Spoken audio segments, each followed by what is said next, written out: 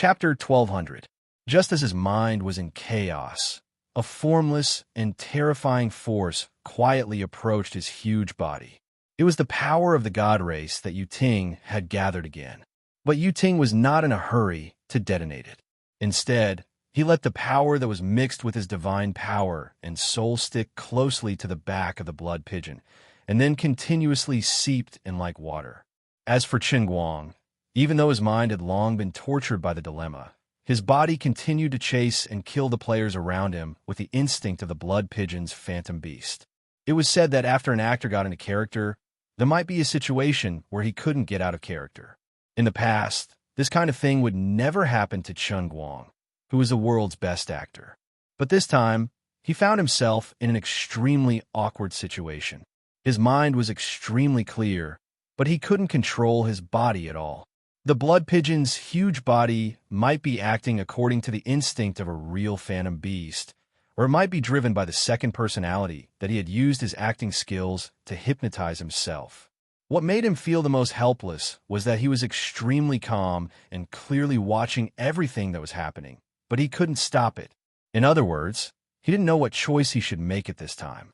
Should he go against the self-restraint that he had all along and choose to walk the path of becoming a god? Or should he forcefully take back the control of his body, let these mortals go, and then accept the outcome of the mission failure, so that he, the master of the Holy Grail, could personally feel the mystery of the so-called reset? Perhaps self-sacrifice could make him look great, but he was unwilling. Besides, there were too many changes in the mission of the realm and cup this time, so he couldn't help but worry about everything in the outside world. Perhaps the real world had completely invaded? Then his reality might no longer be the reality of the past.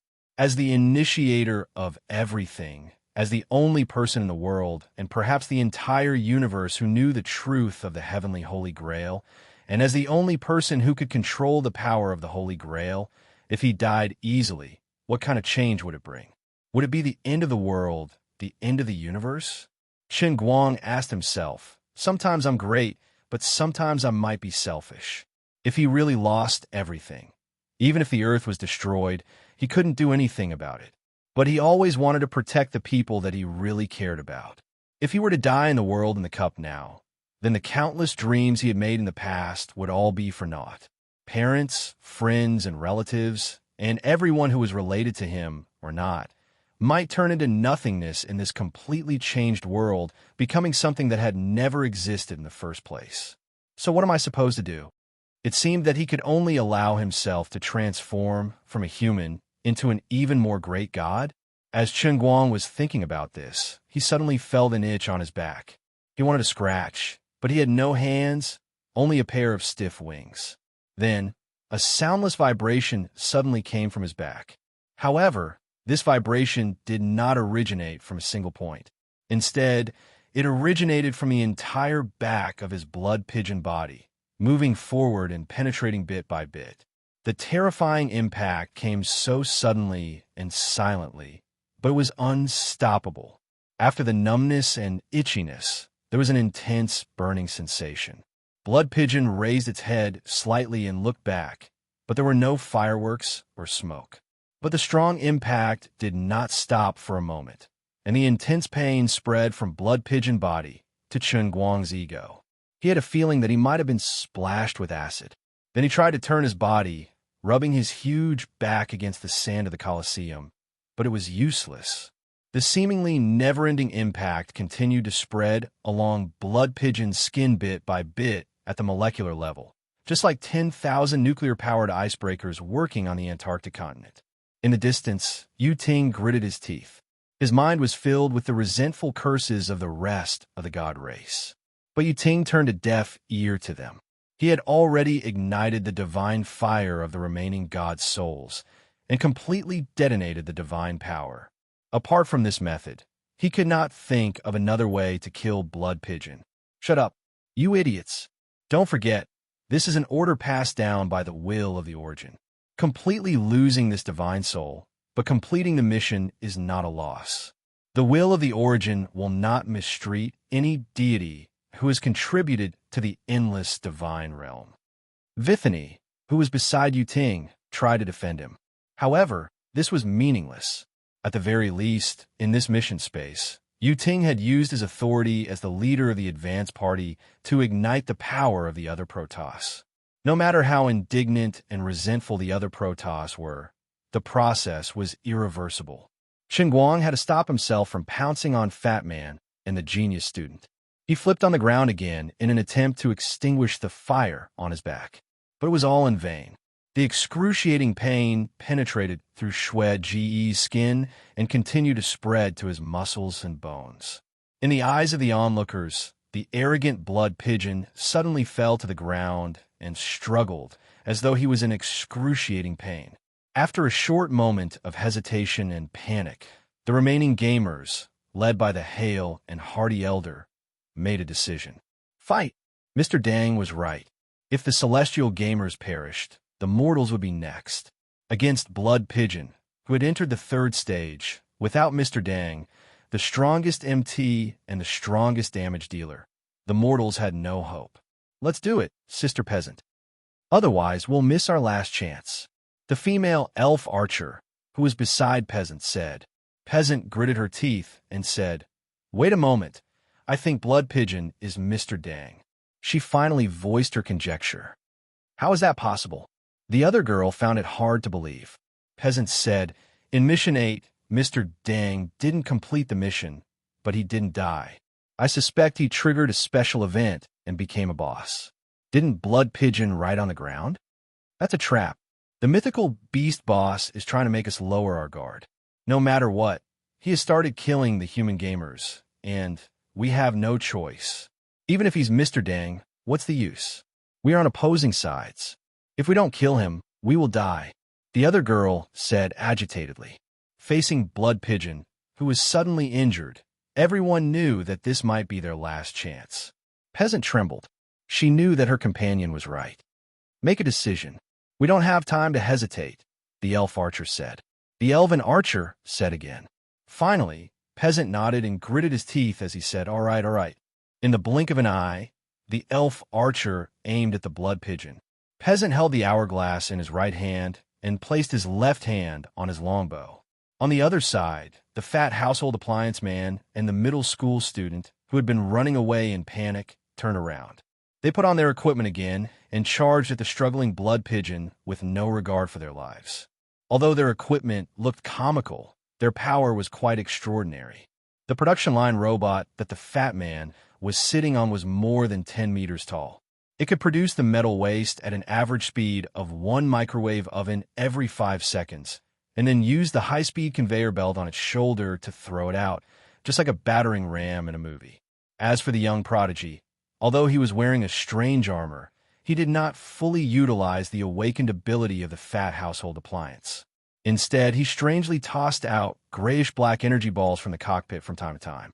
The balls wobbled as they floated towards Blood Pigeon's head. Then, they would hit Blood Pigeon's body like water bubbles, but there was nothing strange about it. The greatest threat to Qin Guang was the elf archer's magic arrows, which were enhanced by Peasant's time effect. Every arrow hit the vital parts of the Blood Pigeon's body. It was either the eyes, the neck, or the slightly open beak of the Blood Pigeon. It was commonly referred to as the deep throat. Qin Guang, who had been in the Jianghu for tens of thousands of years, had never been in such dire straits. This sort of feeling was perhaps even more painful than the feeling of true death in the sea of momentary. At the very least, he would be able to die once and for all, and he would also know how many times he could revive after he died. It was a little painful, but he wasn't worried. Now he was worried because he didn't know if he could revive. In addition, he felt terrible in his heart as well. On one hand, he was questioning himself. On the other hand, he was suffering from the corrosive poison that was destroying his body. On the other hand, the human that he wanted to protect was trying to kill him. At this moment, his spirit was gradually shaken. His original self, which had left his physical body, was slowly returning to his physical body and was showing signs of reuniting with Blood Pigeon's consciousness, which was controlling his physical body. But he couldn't do that. If his consciousness were to reunite with his physical body, What awaited him would probably be rage to the point where he would completely lose his rationality.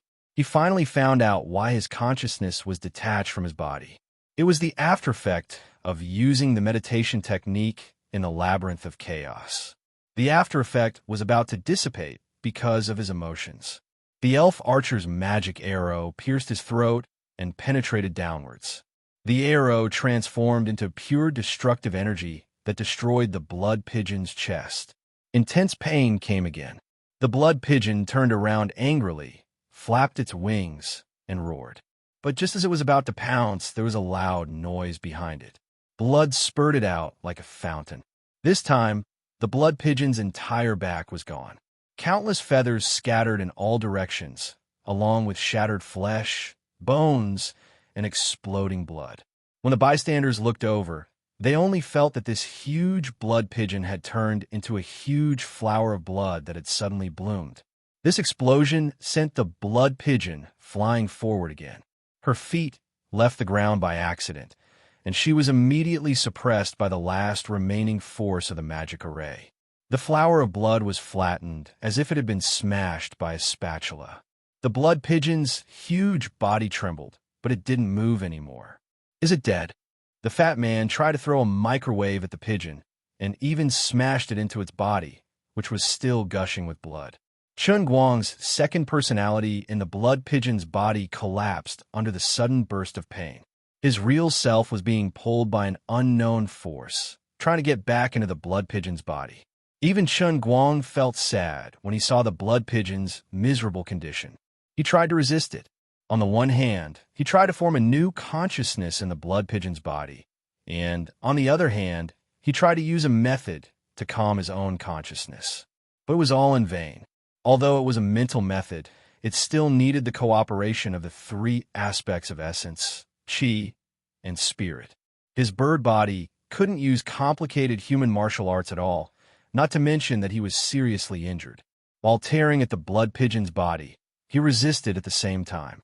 The struggle of consciousness made his mind fall into another extremely mysterious realm. His soul was suddenly separated from the blood pigeon's body, and he could even look down at himself. He was still alive, but his soul had left his body.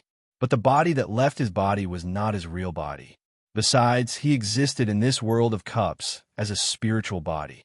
Even if he had a physical body, it should be a fake body created by the energy of the world of cups. No matter how real the feeling was, as the master of the Holy Grail, the experiencer of the world of cups, and the real sufferer of the test, he had a clear understanding of it. He knew in his heart that this body of his was fake. But now, even his fake body had been inexplicably stripped away. Chun Guang's mind stopped at the same place. Looking at the blood pigeon's miserable condition, he felt like he was flying freely in this world of cups after being separated from his body. He wanted to stay awake, but he couldn't control the strong feeling of separation and the endless expansion of the tentacles of his mind. Everything in the Colosseum seemed to be touched by the tentacles of his mind. Not only that, his consciousness kept spreading to the sky above his head. At this moment, he felt like he had become one with the Colosseum of the slaughtering world, but at the same time his soul was being pulled into the blood pigeon's body. It was a painful torment, but it was also an unparalleled pleasure. He seemed to be gradually turning from a mortal to an omnipotent and omniscient god. But on the other hand, he was a heavily injured pigeon struggling on the ground, unwilling to die. His illusory body was dying, but his real soul was expanding infinitely. The threads of his mind, like the tentacles of a jellyfish, spread upward over the 1-kilometer diameter Colosseum, and kept going up and up. With the mosaic audience in front of him, Chun Guang originally thought that the blue sky and white clouds above the Colosseum were just high-quality pictures. But when his mind really began to spread upward, he found something strange. There was no picture of the dome, and the sky might be real. But there was no limit to the upward extension of his mind, and his left and right were still trapped in the 1-kilometer diameter of the cylinder. His mind kept spreading upward at a speed that completely surpassed the speed of light, trying to touch the blue sky and white clouds. This was not his active behavior, but he couldn't control his mind at all, just like water that couldn't control itself from spreading in a sponge.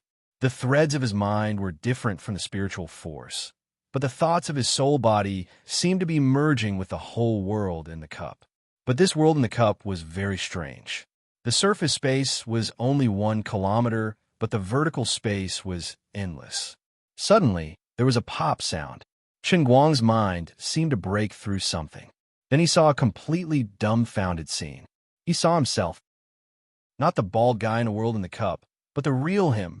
The himself was holding the steering wheel with both hands, looking straight ahead with a pained expression. This was the himself who was driving to the airport outside. Where the hell am I now? Chen Guang's mind slightly looked down and saw the supreme Holy Grail on the cup holder of the car. Holy sh*T. It means my mind rushed out of the cup. What the hell is this situation? Looking at the himself in front of him, Chen Guang's mind was in a mess. Wait a minute. Is this all of my consciousness or part of my consciousness that came out? Most of my thoughts are in the world in the cup, and the part of my thoughts that came out now. Wait, a person's thoughts should be a complete individual, so the current me should still be the complete me. But half of it is in the cup, and the other half is outside. Looking at me, ? Liuli? Chen Guang tried to call Liuli in his mind, but still no one paid attention to him. He looked outside the car again. The car that should be speeding on the highway at 120 kilometers per hour was completely still. He simply floated out of the car and looked around. In front of him was a world that had come to a complete standstill. The sun hung high in the sky, its light soft. The wheels that should have been spinning at high speed were completely still. The white smoke coming out of the exhaust pipe dragged a long line behind the car, and the further it went, the lighter it became. He could even see the flame in the internal combustion engine that was frozen. The leaf that flew over from the side of the highway quietly hung in the air about 7 or 8 meters in front of his car. Chen Guang walked over and stretched out his finger to try to touch the leaf, but he touched nothing. Wait, I don't have fingers at all. Chen Guang suddenly realized that he was just an existence made up of thoughts. Compared to the rules of the outside universe, he should be something that didn't exist at all. Also, why is my thought no longer spreading? Maybe in the rules of the outside universe, the diffusion of my thought is suppressed. With a thought, Chen Guang flew up. He floated in the air and looked at the bird that was flying forward with its wings spread, but it was also completely still. Thinking about the flow of time in the outside world when he was in the world in the cup, he was sure of his guess. When he was in the cup, the flow of time in the outside world was indeed changed. Maybe it wasn't completely still, but at least it was slowed down countless times. This shouldn't be something that he could see and feel, but because of the mutation of the slaughter world this time, it was completely presented to him in such an incredible way. Now that I'm out, what's the situation in the cup? With a thought, his thought returned to the cup. He could still see the body of the blood pigeon lying on the ground, and the blood and flesh splattering in the air. The drops of bright red blood were also suspended in the air. The time in the world in the cup was also confused. His thought was in 2 different planes at the same time. So compared to his thought, the 2 worlds had become a static existence. Is this possible? After complaining, Chen Guang let out a long breath and inexplicably relaxed. The sense of urgency that had never weakened since entering the world of slaughter suddenly disappeared from his body. You may not believe it, but I feel like I pressed the pause button when fighting a boss. Since time has stopped, I can finally catch my breath and rest for a bit. He found that he really didn't need to worry. He had endless time to think about how to deal with the situation in front of him because the concept of time had disappeared. At this moment, in the slaughter world, Peasant didn't know that the sand in the hourglass in her right hand was falling. Chapter 1201. Since he was already outside, Chen Guang stayed next to the car for a few minutes. He had an idea. He simply flew straight out and headed in the direction of Lalai County. Strictly speaking, he couldn't be called flying. He could only be considered floating, but his speed wasn't slow. In ancient times, Fan Juqing committed suicide to meet Zhang Zhao. The ancients had a guess about the speed at which the soul drifted. It was about 1,000 miles a day. In the past, when Chun Guang read this story, he was stunned. He felt that the person named Fan Juqing died too casually and honestly, and he let down his family. As for the soul traveling 1,000 miles, he used to think that it was all nonsense. Now that this kind of thing happened to him, he had to believe it even if he didn't want to. As he floated, he thought, although the ancients were very imaginative, they were still lacking. With my current flying speed, it's not just 1,000 miles a day. I can even go as fast as 10,000 miles per hour. In his perception, only a few dozen seconds had passed at most, and he had already appeared in the sky above Lalai County with a whoosh. Of course, compared to the outside world and other people, perhaps not even a second had passed. Everything was still in a state of stillness. The first thing that came into Chun Guang's eyes was the Chun family's villa that had been blown up. When he received the notification, the explosion had already happened for about half an hour. Even now, thick smoke was still billowing and sparks were flying everywhere. Chun Guang went closer to check the situation first. It was really blown up, and even the foundation was gone. Some time ago, when the house was being renovated, his mother would proudly take photos of the pretentious effect and send them to his WeChat. Now it was all gone. Chun Guang walked around in the frozen fire and came to the location of his bedroom according to the plan. He looked down. The various treasures he had collected when he was young were scattered all over the place in the raging flames and had already been burned to ashes. The water margin cards that he collected when he ate crispy noodle snacks, Jigong comic books, slam dunk posters, in short, these things that he once loved were all gone, all gone. Although his parents took the whole family to hide in another place, it was impossible to take these things with them. No one would think that the assassin organization would be so crazy.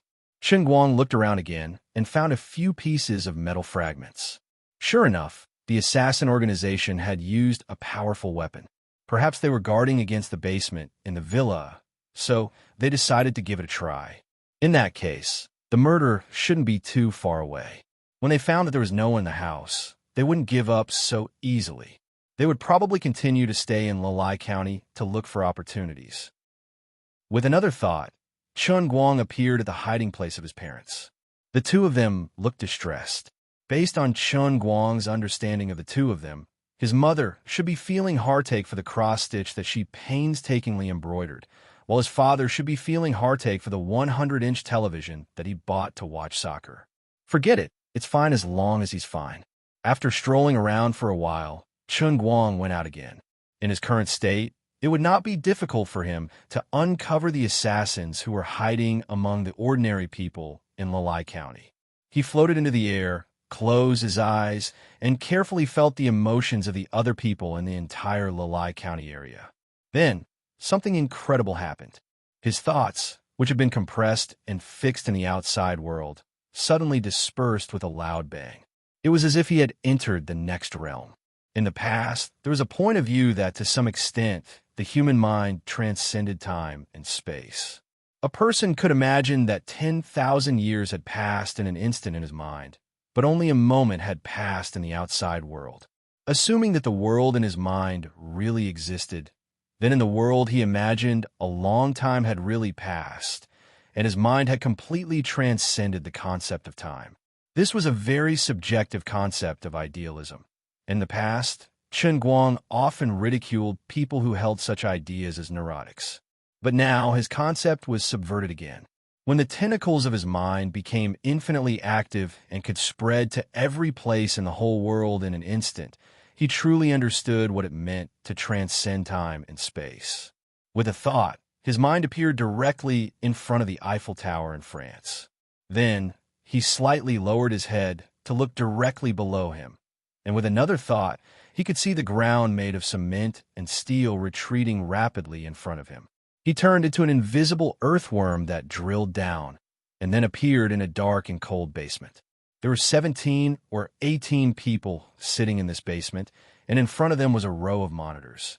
The screen on a monitor was a bird's-eye view of Lalai County, and the Chun family's villa that had been blown up was even marked with a red dot. Chun Guang was shocked himself.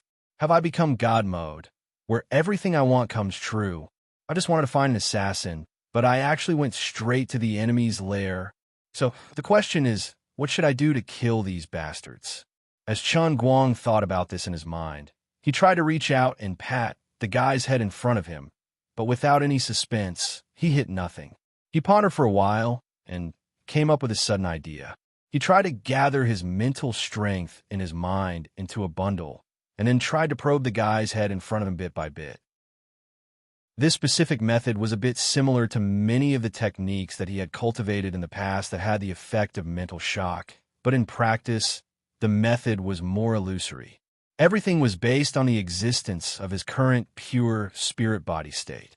After a while, he retracted his mental strength, and when he opened his eyes again, there was a double image of the person in front of him. This time, when Chun Guang stretched out his hand again, he did not miss anything, and he actually grabbed something. He pulled hard, and the double image of the person in front of him was pulled out by him. With another chop of his hand, this seemingly real but not real double image was smashed by him. The person was dead. Even if his body was still alive, his spirit was dead. He used the same method on the other 10 people, and then with a thought, Chun Guang's mind went back to Lalai County. He could not believe that after erasing the consciousness of more than 10 people, he did not feel the slightest bit of emotional fluctuation. This feeling was perhaps worse than accidentally stepping on a few ants while walking on the road. At least at that time, he would look down at the struggling ants and feel a little sympathy in his heart. He suddenly became vigilant. Could it be that he was really gradually losing his humanity? But when he looked at his parents in front of him, a trace of warmth surged in his heart. No, I'm still that reliable young man of the new era. But what's going on? He became extremely conflicted in his heart. But no one could give him an answer. He was like a lonely prisoner locked in an empty cell, imprisoned for an instant, but also for eternity. Even Lioli, who had always given him countless suggestions at critical moments, had completely cut off contact with him. Chun Guang quietly stayed at home, sitting beside his parents for a while. Then, he got up and went out for a stroll. This time, all the killers lurking near Lalai County were cleared by him. When erasing the consciousness of these killers, he even deliberately slowed down and used his heart to feel the pain of their souls being torn apart. He thought that this would make his heart a little ripple. No, there was no emotion. This time, it was not even comparable to pinching an ant to death. Ants were creatures, after all. If there was an extreme animal protection organization, at least they could find a reason to criticize this person for being cold and heartless. He felt like a person cutting lettuce with a kitchen knife. Animal protection organizations did not protect lettuce. Chun Guang ran to Wu Tong's side in Wujing City. Sure enough, he also found a killer, but he did not have time to do it. This time, when Chun Guang tore apart these people's souls, he felt like he was cutting lettuce with a pair of scissors. Well, at least they were organic. The Organic Protection Organization had something to say. He strolled to Yanjing and crushed the souls of the killers around Jin Shuiwei. This time, he felt even more faint, as if he had smashed a brick into two. Chun Guang thought to himself, it's over, it's really over this time. He could not let these people go, but the more he killed, the less he felt. This should be a very sad thing, but why can't it cause any ripples in my heart? It's not right to say that I really have no feelings. My motive for doing this has never changed from the beginning. I want to protect the people I care about, and then destroy the people I don't care about. So, it is a paradox to say that I have lost my humanity and am cold-blooded and heartless. As Chun Guang thought of this, he touched Jiang Ye's face and then immediately left. Unknowingly, it might have been a few days since he came out of the world of cups, but in a sense, it might not even be a second. Chun Guang remembered exactly how many souls he had crushed, no more and no less, a total of 27,638 souls. All the killer organizations and individuals who were tempted by the $400 million bounty were not spared. Ever since his villa was blown up, before he entered the world of killings, Chun Guang had never thought of sparing these people. At this moment, he was in such a strange state, so it was even more impossible for him to be merciful. Suddenly, more than 27,000 people became crazy. Perhaps tomorrow, it would shock the world. But it was also possible that nothing would change. In the face of the world's population of nearly 7 billion, more than 20,000 people were not a big number. Tens of millions of people died every year. More than 20,000 people went crazy at the same time, of which about 2,000 were in Lalai County, and the rest were scattered all over the world. Other than causing some diplomatic chaos in Lalai County, it did not seem to be a big deal. As Chen Guang thought about it, he suddenly felt something in his heart. It seemed that for every single individual, life was so precious that it could not be regained once it was lost. But once this individual's life was magnified to the entire race, or the entire world, or even across the distance of time to the long river of history, even if an emperor were to die, it would not be a big deal. Perhaps some people would say that the change in the Black Tortoise Gate changed history. If Li Jiansheng were to take over the throne, according to the butterfly effect, then in front of us would be another world. Some people would say that if Qiu Jichu did not pass by Ox Village, but if time was stretched out from the birth of the first single-celled organism on Earth to the present billions of years ago, from the Jurassic period to the present, and then another billions of years later, when the sun's life came to an end, it would not matter how many emperors died. Then if the entire universe's long history of tens of billions of years, even if the sun exploded, even if the Milky Way collided with the Andromeda Galaxy, so what? Therefore, killing more than 20,000 people was not a big deal. Chen Guang quietly looked at his mother in front of him and thought again. I should have long separated my vision from the realm of mortals. When the Holy Grail leveled up for the first time, from seeing spirit sky to one-line sky, when my consciousness followed the power of the Holy Grail to the end of the universe for the first time, I should have understood this matter. When I don't need to care about something, then I am the master of the entire universe. I don't need to be responsible for a single individual. When I care about someone or something, then whether that person's mood is happy or not is the most important thing in the entire universe. Its importance is far greater than that of a planet filled with extraterrestrial life, exploding in the infinitely distant starry sky. When this thought suddenly became clear, his whole body suddenly trembled. When he came back to his senses, he was already back in the slaughtering world. He was still trapped in Blood Pigeon's body, lying on the ground in pain and powerlessness. Not far away, there was an explosive magic arrow flickering with red light that was about to pierce his eyeball. His stomach was filled with many strange things. They were the robots that the household appliance fatty had transformed into, continuously throwing things like rice cookers, microwave ovens, electric fans, and so on through a conveyor belt. The situation still looked extremely dangerous, but his heart was calm. Chapter 1202. One of the three biggest misconceptions in life was that he could kill his opponent. However, Chen Guang knew that he wasn't imagining things. The players who were imagining things were overflowing with joy, especially Yu Ting. He was no longer hiding in the corner, but instead, he confidently walked towards Chen Guang. Wathani was sitting on his shoulder. The two remaining Protoss had finally found their true sense of existence. As for the human players, after Chen Guang went on a killing spree, there were less than 10 left. However, everyone's faces were brimming with joy. The final boss was finally going to rise to the heavens. Even the steadiest old man couldn't control his emotions.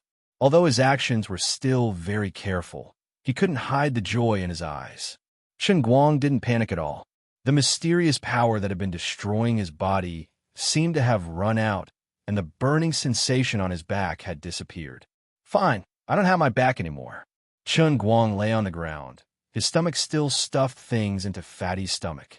Damn it, if you didn't send in electrical appliances, I'm afraid I'd already be pregnant. I'll give you an air humidifier later. It'll scare you to death. Chen Guang wasn't in a hurry to get up and resist. He continued to lie on the ground, looking like he was on the verge of death. At the same time, he carefully examined the effects of the unlucky magic formation that Yu Ting had placed in the Colosseum. After some investigation, he felt a little relieved. The damned no-pigeon magic formation had disappeared. This meant, fine, I can't even stand up now, let alone fly. Then, Chun Guang began to examine his injuries. He didn't know how many bones there were in the pigeon's body, so he didn't know how many bones he had broken. In any case, he was sure that most of them were broken. Most of his internal organs were damaged. Fortunately, his skull was hard enough, so his head hadn't been broken yet. The heart, which was about 1 or 2 people tall, was also full of scars with a large hole in it. This was the work of an elven archer. However, he had to thank the fat household appliance. No one would believe him if he told them that the old rice cooker thrown by the fat household appliance was stuck in the hole, blocking the blood that was supposed to spurt out. Everyone, it's time to send it off. Yu Ting walked up to the blood pigeon and stood about 5 to 6 meters away from its head. He looked relaxed, but in fact, every muscle in his body was tense. Chun Guang's sharp ears could even hear the dull sound of thunder from his abdomen. His divine power was ready to be unleashed. A rumbling sound came from behind him. When the fat man saw Yu Ting approach first, he finally dared to drive his robot closer. Is it about to end? Fatty's voice came from afar. He looked at Blood Pigeon's huge body on the ground and blinked a little. Without batting an eyelid, he turned his gaze to the middle school student who was driving the smaller robot beside him. The middle school student nodded slightly, and the two understood. In the blink of an eye, the tall and short household appliance robots suddenly turned around and charged at each other. However, the two did not collide. The moment they were about to collide, the two huge robots suddenly emitted a strange light. It was very similar to the 3D scanning beam that the fat household appliance worker used to make the microwave. Then the two robots that had completely turned into balls of light melted like liquid and fused together. When the light dissipated, there was only an even bigger, giant robot left. In a cockpit covered by the super strong glass cover, there was no sign of the fat household appliance worker. Only the middle school student was left. The cover on the robot's chest was opened, and an empty combat suit fell out. Others might not understand what was going on, but Chun Guang, who was lying on the ground and pretending to be dead, saw it clearly. Even he was shocked. Wasn't this little wimp hiding his abilities a little too deeply? He even lied to himself. There was no fat person in the beginning. This fat person was his puppet. It wasn't just a toy puppet. The middle school student had even cut out a part of his soul and stuffed it into the fat puppet's body. He had even fooled Chun Guang and the Protoss. The giant robot that was recombined no longer looked like a funny household appliance. It looked full of mechanical beauty, but the joints were not simple mechanical combination. Instead, they were like human joints that had a biological structure. As a veteran anime fan, Chun Guang saw through this thing at first glance. What a scam. Isn't this the robot number 1 that Shinji drove in the EVA? Don't think that I won't recognize you just because you changed the paint from purple to white. Before Chun Guang could finish his sentence, the middle school student number 1 took out a giant gun that was about 50 feet long from its thigh. The black muzzle was aimed at Yu Ting's head. Get out of the way, or I'll kill you. The middle school student's voice came from the chest of the robot number 1, with a strong electronic tone. That's right, you've obtained a lot of damage. Shouldn't you leave some for us? On the other side, the hale and hearty old man jumped out of his miniature Gundam. In his hand was a tang sword that was glowing with rainbow light. This was his true weapon. From the way he held the sword, Chun Guang could tell that the old man was an inner strength warrior. He was a master swordsman. However, the old man was different from his subordinates in the Guangdong headquarters. He was a reclusive civilian expert. Besides being an inner strength warrior, he was also a high-ranking official. Who knows if there are any traps at the end of the mission? Will the mission be judged as a failure if the contribution points aren't up to standard? The elf archer beside Peasant wielded her bow and walked forward. She said, "The explosion on the blood pigeon's back was caused by you, right? Shouldn't you at least give us some damage?" The other human players nodded in agreement. Based on the power of the previous explosion and the fact that the blood pigeon was on the verge of death, the explosion should have taken away at least 40% of the total damage. If they didn't get more contribution points, the boss's rewards would be given to Yu Ting and Wethany. Previously, the Celestials were powerful, so they were thankful that Yuting didn't lead the Celestials to massacre the mortals. Now, there were only 2 Celestials left. They must have expended a lot of energy fighting the blood pigeon. It was time to shed all pretense of cordiality. In an instant, Yuting felt several forces lock onto his back at the same time. However, he showed no fear. Instead, he sneered and turned around to look at everyone. "What? Do you think I'm afraid of you? There's nothing to be afraid of. Just scram," the middle school student said calmly. The large pike in his hand started to emit a loud bang. In the blink of an eye, there was a loud bang. He suddenly pulled the trigger, and an emerald green light shot out from the black muzzle, heading straight for Yuting. The light didn't hit Yuting. A ring of lightning appeared in front of Yuting. The light cannon of prototype number 1 shot into the ring, but didn't penetrate the ring. Instead, it disappeared mysteriously. Upon closer inspection, one could see that there were countless tiny electric arcs extending from the ring of thunder and lightning and connecting to the beam of light shot out by Machine 1. Apart from that, the ring of lightning was also spinning at a speed equivalent to the speed of light. Yuting had actually used such a move to absorb the beam cannon of robot number 1. "I've said that you're just lowly mortals. Even if the Celestials are only me and Wethany, you can't afford to offend us," Yuting said. In the next instant, he had already appeared in the void above Space Shuttle number 1, looking down at the huge fellow. He looked through the mask at the middle school student, whose body was connected to nerves. "How is this possible?" The middle school student shouted in fear. "Lad, you'll never understand what it means to control the power of lightning." Yuting calmly raised his hand. The sound of thunder in his palm was deafening. If one had to calculate the power of the thunder in his hand, it would be equivalent to the amount of thunder on Earth for an entire year. At that moment, his body shook violently, and his arm exploded. Only after his arm exploded did a pitch-black arrow fly out from his hand. This was the time acceleration magical arrow shot by Peasant and the Archer. The lightning that Yuting had planned to strike plane number 1 exploded with a loud bang. The dazzling lightning scattered and then rained down on plane number 1. At the same time, the old man and his 2 companions disappeared. When they reappeared, they were already in front of plane number 1. The old man was carrying the middle school student, who was emitting black smoke. His life was uncertain. Yuting didn't care about the old man and his companions. Instead, he looked at Peasant and his 2 companions. Yuting felt that Peasant and his companions were the greatest threat to him. Peasant felt that the situation was not good. He wanted to escape with the other 2 companions, but he tripped and fell to the ground. The 3 of them looked down. Their feet were covered by 3 lumps of soft mud. Further away, Withany looked at the 3 of them with a smug expression. She opened her palms slightly and aimed in their direction. This was clearly her handiwork. In the blink of an eye, Yuting was above the 3 of them. His expression was cold. Lightning flowed on his severed right hand, and it was regrowing rapidly. He raised the lightning spear in his left hand and slashed at the 3 of them. He was going to slash them at the waist. At this moment, the girl on Peasant's left pulled her leg out. Peasant turned the hourglass in his hand, and the sand inside fell to the ground. Yuting and the lightning around him suddenly stopped moving.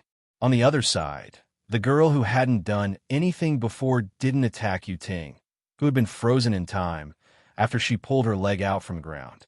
She punched at Chen Guang, who was pretending to be dead on the ground tens of meters away. Just when Chen Guang was watching the show, he suffered an undeserved calamity. He was punched in the butt by that girl. He couldn't call it buttocks. His blood pigeon's back was gone, including his buttocks.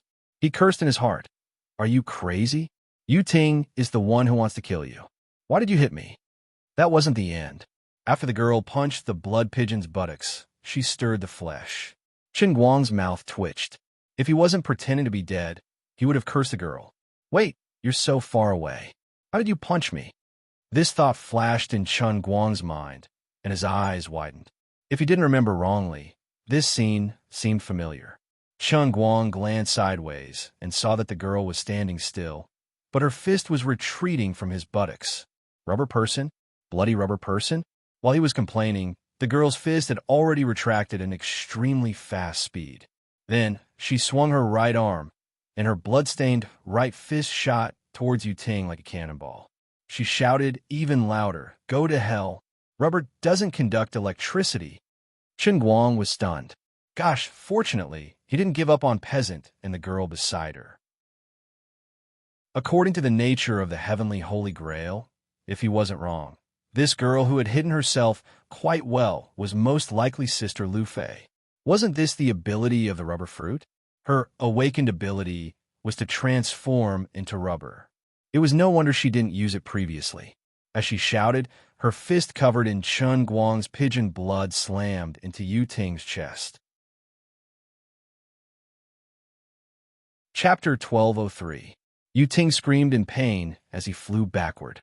Rubber Girl revealed a joyful expression and said, "It's just as I thought.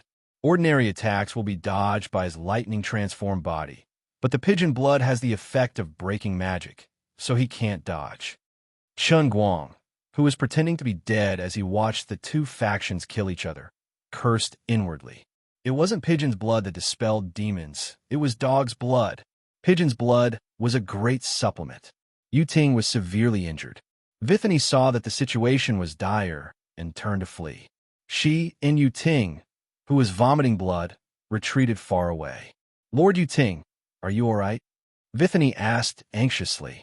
Yu Ting wiped the blood from his lips and shook his head. "I'm fine." As they conversed, Vithany stuffed a bottle of healing potion into Yu Ting's hand. He had indeed sustained serious injuries. On the other side, the Genius High School student woke up from his coma. When he opened his eyes, he saw himself in the arms of the old man. He struggled to free himself and turned his face to the side. After a long time, he said, "Thank you." The old man smiled and patted his shoulder. "You're not as cold as you look." The high school student shrugged his shoulders. "In this mission space, we aren't our true selves. Many people have different personalities on the internet and in real life. This is the same." The old man smiled and said, "That's because you're still young and haven't seen through your life. Let's not talk about this now. We should do something more meaningful." The high school student looked at Yu Ting, who was recuperating in the distance. He then looked at the motionless blood pigeon on the ground. Peasant, Rubber Lady, and the elven archer walked over. At this moment, the remaining 7 human players finally let go of their grudges and united as one. The elven archer asked, "Do we kill Blood Pigeon or the Protoss first?" The high school student thought for a while and said, "Let's kill Yu Ting first. Otherwise, he won't let us deal with Blood Pigeon." I don't know if you played online games before. Let me explain. The relationship between Yu Ting and the Protoss is like that of 2 opposing factions in an online game. This is only the first instance where we've fought against each other. They're just like us, newbie accounts. It's just that their starting point is stronger than ours. That's why we were so passive in the beginning, allowing them to slaughter so many of our companions. However, this game has a certain degree of balance. While it gave us a poor starting setting, it also gave us humans faster advancement and more varied abilities. The foundation of all of this was built on the creativity of mortals.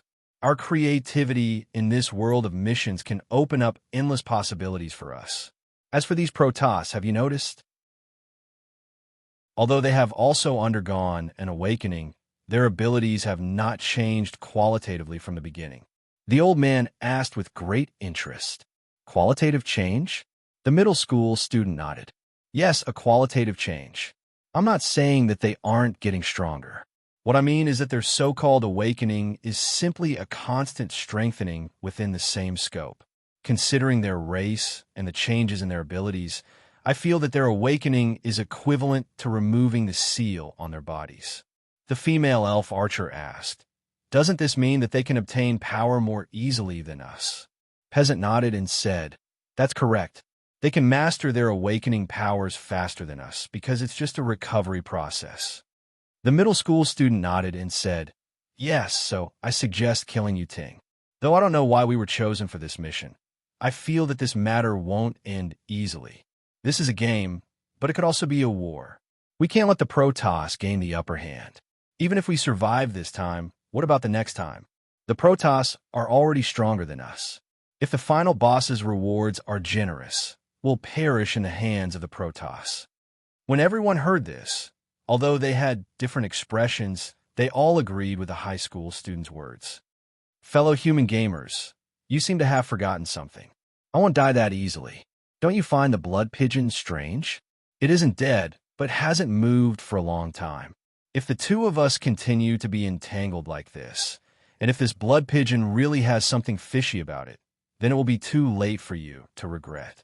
At that moment, Yu-Ting finally spoke up from afar. "That's right. If Lord Yu-Ting hadn't exchanged for the world without pigeon formation, all of you would have perished. Moreover, we injured the blood pigeon, and you only know how to take advantage of the situation. Now, you want to kill Lord Yu-Ting and me. Don't you feel ashamed?" Vesini, who was at the side, scolded loudly. The hale and hearty elder snorted and said, "When you killed our comrades, you didn't reason with us. Every human gamer has unique abilities.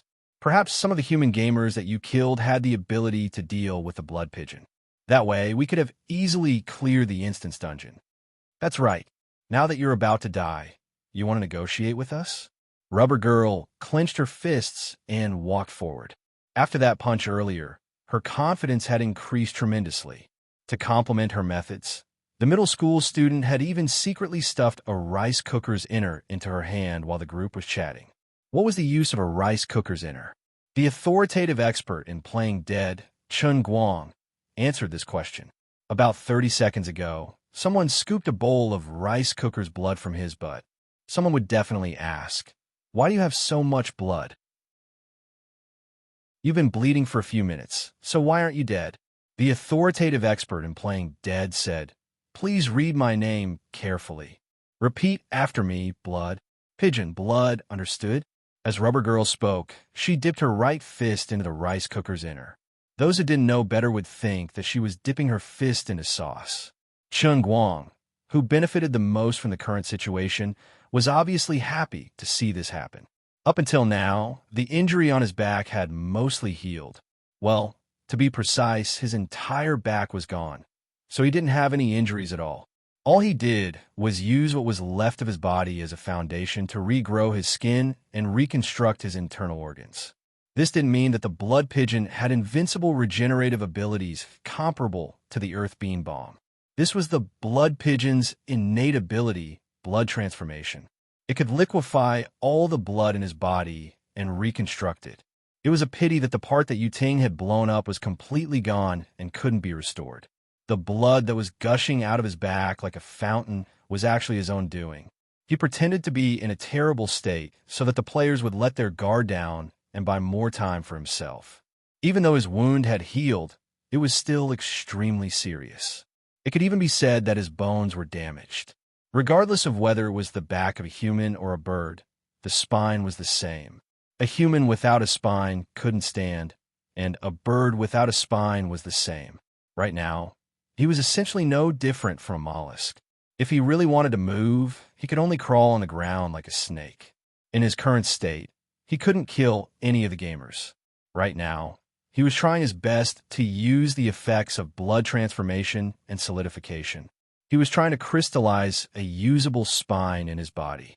As for how to deal with the gamers, Chun Guang had made up his mind after returning to the slaughtering world.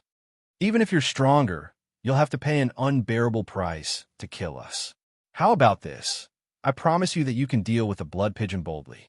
We won't interfere, unless you're faced with an unsolvable situation and ask for my help. No matter what, this is only the first mission. We'll talk about the future in the future.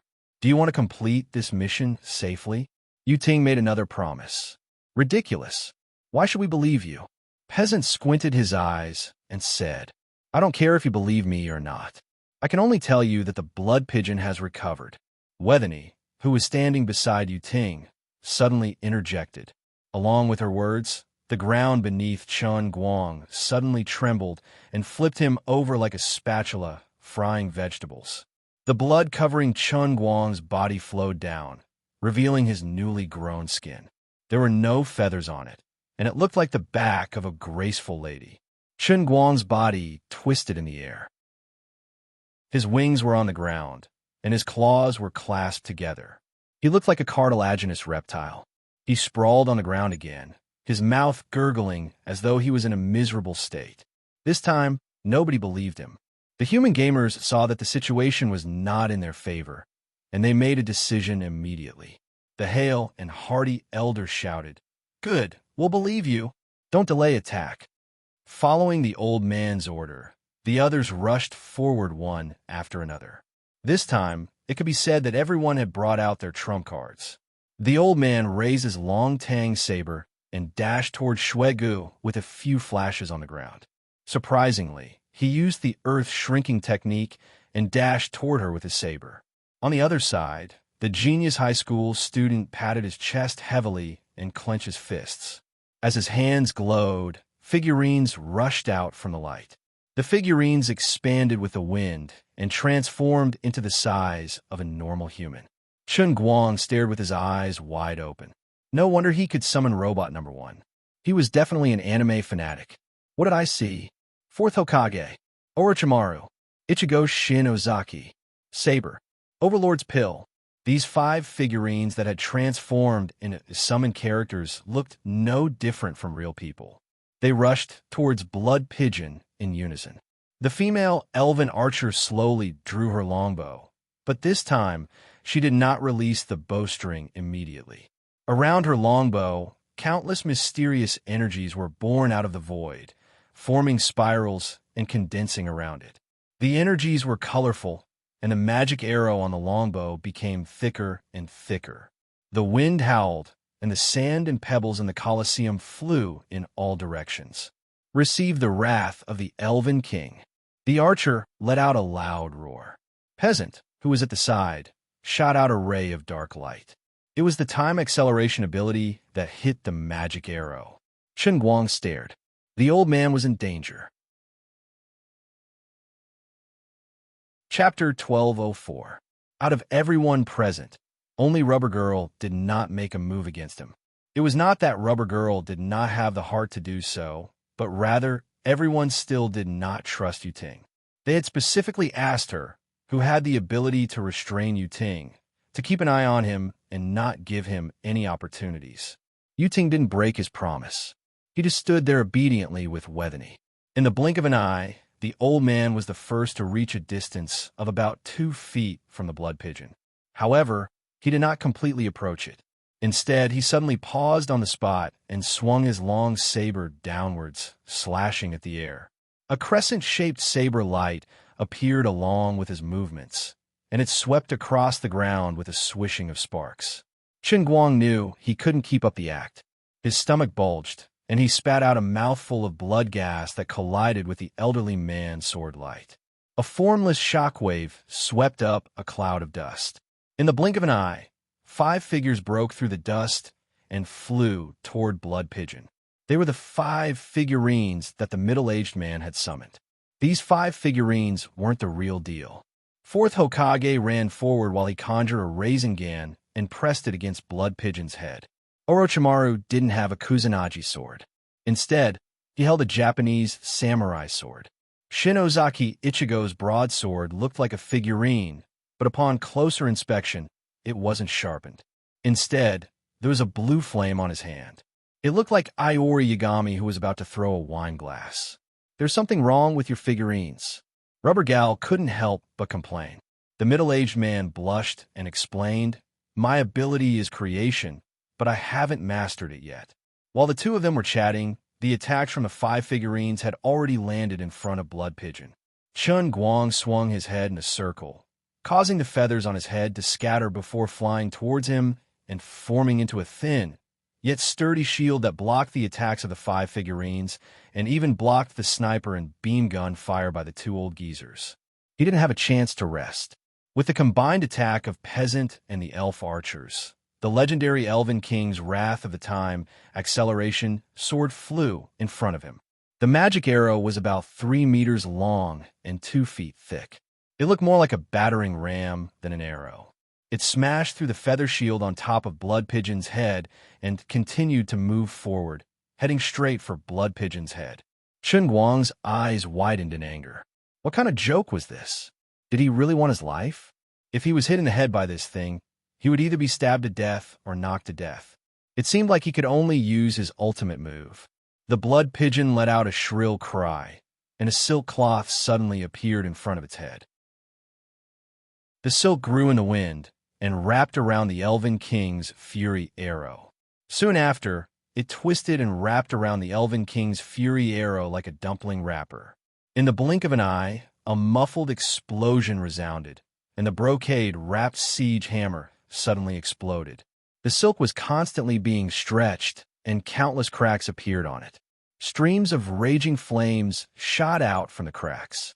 Even though the scene was still terrifying, the power of the arrow was almost completely worn down. Oh my God, what kind of move is that? The elf archer gaped in astonishment. Just as she was speaking, the silk wrapped around the giant arrow exploded with a loud bang, turning into raging flames that shot into the sky and continued to rush forward. On the other hand, Chun Guang controlled the blood pigeon to roll on the ground to avoid the flames. The other gamers were dumbfounded. The slower pirated figurine couldn't dodge in time and was burned by the raging flame. In an instant, half of its body was incinerated. The power of the flames was evident. Blood Pigeon's head and back were also burned. Wherever the flames went, the blood feather was incinerated. Even the flesh underneath was peeled off and fell to the ground. It looked terrible, but Blood Pigeon managed to escape. It was just that it had become a vulture. On the other side, the hale and hearty old man, who had retreated in time, wiped the cold sweat off his forehead and turned to the archer beside him. The power of your magic arrow is too terrifying. If I hadn't reacted fast enough, I would have been injured. Next time, you should have warned me before you used your ultimate move. The genius high school student looked at his burnt figurine and felt his heart ache. The archer explained helplessly, "You can't blame me. I didn't expect it to have such a move. Also, there won't be a next time. The Elven King's Fury is my ultimate move. The cooldown time is too long." "Look, what's this?" While they were chatting, Rubber Girl took out a piece of rag. The rag was about a meter long and wide, and there were burn marks on the edges. It seemed to be part of the silk cloth that had wrapped the Elven King's Fury arrow. Looking at the words that were left on the rag, everyone was speechless. If they weren't mistaken, it was a Chinese character. This is the word book?" Rubber Girl asked again. "I saw the rag floating by just now, so I took it down to see if there was anything special about it. But this is clearly magic used by the Phantom Beast. Why would there be Chinese characters? And it's a book?" Chun Guang, who was lying on the ground, chuckled inwardly as he regrown his skin and regrown his spine. "You guys know nothing. I told you I was a dove, but you guys didn't believe me. Now I'm telling you that I'm actually a messenger pigeon, but you guys won't believe me either." The old man's move was called a letter to home. The itch on his back was getting stronger and stronger. Chun Guang was secretly delighted. Soon, I can finally raise my head and be a man again. Oh no, a bird. In short, as long as the spine was regenerated, even if he couldn't fly because of the severe muscle loss, he could at least stand up and fight like a human. Unfortunately, the human players didn't give him enough time. Although there was a brief uproar because of the letter, they only exchanged a few words before charging at him again. "I'll think of another way. You can attack first." Peasant didn't attack together with the archer. Instead, she stood at the same spot with a heavy heart. She felt that something was amiss. She was puzzled, but the situation was changing too quickly. She didn't have enough time to think, so she wasn't able to calm down and think carefully. Since the archer didn't have any more powerful moves, it was better to let the others test the waters. "Sister Peasant, what's your plan?" the elf archer asked as he knocked his arrow. Peasant scratched his head and said, "This phantom beast is more tenacious than we imagined. If we don't think of other ways, we won't be able to kill it." "You're right. Be careful. I'll go up first. The closer it is, the more powerful it will be." The archer nodded and charged forward. When they started fighting again, Peasant focused on the movements of the blood pigeon. The blood pigeon, which looked more like a reptile than a bird, rolled left and right on the ground. Occasionally, it spat out air bombs and feathers. It was that tenacious. The blood pigeon's movements were like a human's. Peasant recalled the words that it had written on the ground and the word book. She was puzzled. Unlike the others, she felt that the boss was Mr. Dang. It was a pity that nobody believed her. In this place, everyone had a simple, cooperative relationship with each other. The trust between people was not that strong, and she was not in any position to forcibly change the minds of others. Even she herself had wavered a few times. It was only when she saw the word book that her previous doubts returned to her heart. Under everyone's attacks, Chun Guang's situation was getting more and more difficult. Although he was trying his best to resist, the fact that he couldn't straighten his back had greatly affected him. Using unorthodox techniques allowed him to avert danger, but he couldn't seize the opportunity to attack. Even though he had relaxed and intended to kill, he couldn't kill the boss even if he wanted to. This boss is pitiful. It was unknown when Rubber Gal came to Peasant's side. Peasant hummed and said, "I feel that maybe it's Mr. Dang?" Rubber Gal guessed Peasant's thoughts. "It's possible, but we have no choice. If we don't kill it, we'll die. Have you thought that it's not only Mr. Dang, but it's also a famous person?" Rubber Gal was puzzled as she asked, "Famous outside?" Then her eyes lit up, and she stomped her foot. "Gosh, why didn't I think of that? I'm silly." "What's wrong?" Rubber Gal had a complicated expression. "No, nothing," she muttered to herself. "This unlucky be asterisk starred. What should I do? What do you know?" Peasant was anxious. Rubber Gal gritted her teeth and said, "I was silly. I came here suddenly, and my thoughts were chaotic. I didn't notice such a simple problem. Now that you reminded me, I'm able to react. Forget it. I'm 100% sure Blood Pigeon is Mr. Dang." "How can you be so sure?" It was Peasant who couldn't make up his mind. Rubber Gal rolled her eyes and thought, "Can I tell you? Chun Guang, is there something wrong with you? Why did you suddenly become a boss?" Just as Chun Guang had guessed, Rubber Gal was Sister Lu Fei. Why was she Rubber Gal? The reason was very simple. Lu's chemical industry was involved in a variety of chemical industries. In addition to mining, it also involved a lot of rubber industries. The branch company that Lu Fei was previously in charge of was one of the top 5 rubber raw material processing enterprises in China. Lu Fei knew Grand Magus right, and knew that Chun Guang wasn't an ordinary person. Combining this with the current situation, she instantly guessed the relationship between Chun Guang, Mr. Dang, and Blood Pigeon. Previously, in her heart, Chun Guang, as the great Magisterite, was a mage from the Doluo world that he mentioned. This time, she thought that she had been involved in another abnormal situation. Although it was inconceivable, the experienced Ruffy was not particularly flustered. She had relied on her own ability to play the pig to eat the tiger all the way until now, successfully becoming the strongest player against the Protoss. She was still thinking of showing off to Chun Guang after this matter was over. "Weren't you unwilling to teach me magic? Now I have my own arcana." Though it was awkward for a female to become a Rubber Gal, wasn't it better than nothing? Luffy, who had once watched One Piece and learned the entire Rubber Man battle strategy from the protagonist of the same name, Luffy wasn't flustered at all. But now she was flustered. "Don't ask me why. It's too late to explain. Really, believe me, this is Mr. Dang. I can swear to you. What do we do now?" Lu Fei didn't care how Mr. Dang died.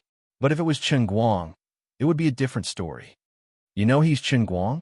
You mean that super internet celebrity, Almighty Superman?" Peasant suddenly asked softly. Lu Fei trembled before she helplessly nodded her head. "I'm 99% certain that he's Chun Guang. Why do you think he's Dang?" It was hard to pronounce, but Peasant understood. Peasant shook his head and said, "I can't tell you, but that's what I think." Lu Fei nodded and said, "Forget it. Let's not think about this. We have to convince the others. I don't believe Chun Guang will kill us. He must have guessed who I am." Peasant asked, "Yes. Will the others be able to guess it?" Lu Fei shook her head and said, "Impossible. The others don't understand him." "How can they link 2 people with different appearances?" Peasant asked coldly. "Are you one of his people? Do you understand him?" Lu Fei grinned and said, "Aren't you the same? You are?" Lu Fei didn't answer and said, "Let's talk after we get out of here. We'll look for him together. Don't worry, as long as he's around, we can turn misfortunes into blessings." I understand him. As he spoke, Lu Fei recalled what happened when he destroyed the Worldbreaker. He was capable of unleashing such devastating power. There was no way he would be stumped by becoming a boss. Lu Fei guessed half of it. In terms of destructive power and the scope of the mission, the world of slaughter wasn't comparable to the world of punishment from the world of destruction. But in terms of the level of the world within a cup and the laws that Chun Guang had come into contact with, the world of slaughter was much higher than the world of punishment. I think I have a way to prove that he's one of us, Peasant said with determination. Lu Fei was puzzled as Peasant ran forward. Luffy was puzzled, but Peasant ran forward with big strides. What's she trying to do? While Lu Fei was in a daze, Peasant was less than 10 meters away from the blood pigeon. She raised the hourglass with her right hand and said calmly, "If she's Mr. Dang, she won't attack me." "What? You're crazy. Peasant, what are you doing? Everyone, stop her. Isn't she seeking death?" Lu Fei was shocked, and the other players were even more dumbfounded and panicked. They were on the same side. If they were to fight against the Celestials or the mythical beast, Peasant's time manipulation was crucial. Everyone had a good impression of her. Besides the Celestials, nobody wanted to see her die. But it was too late. The gamers didn't expect Chun Guang to be the most flustered. Just now, he flapped his wings with the intention of launching a sea of blood to send the gamers flying to buy time. He didn't think much of Peasant's approach because he knew that Peasant wasn't suited to be near him.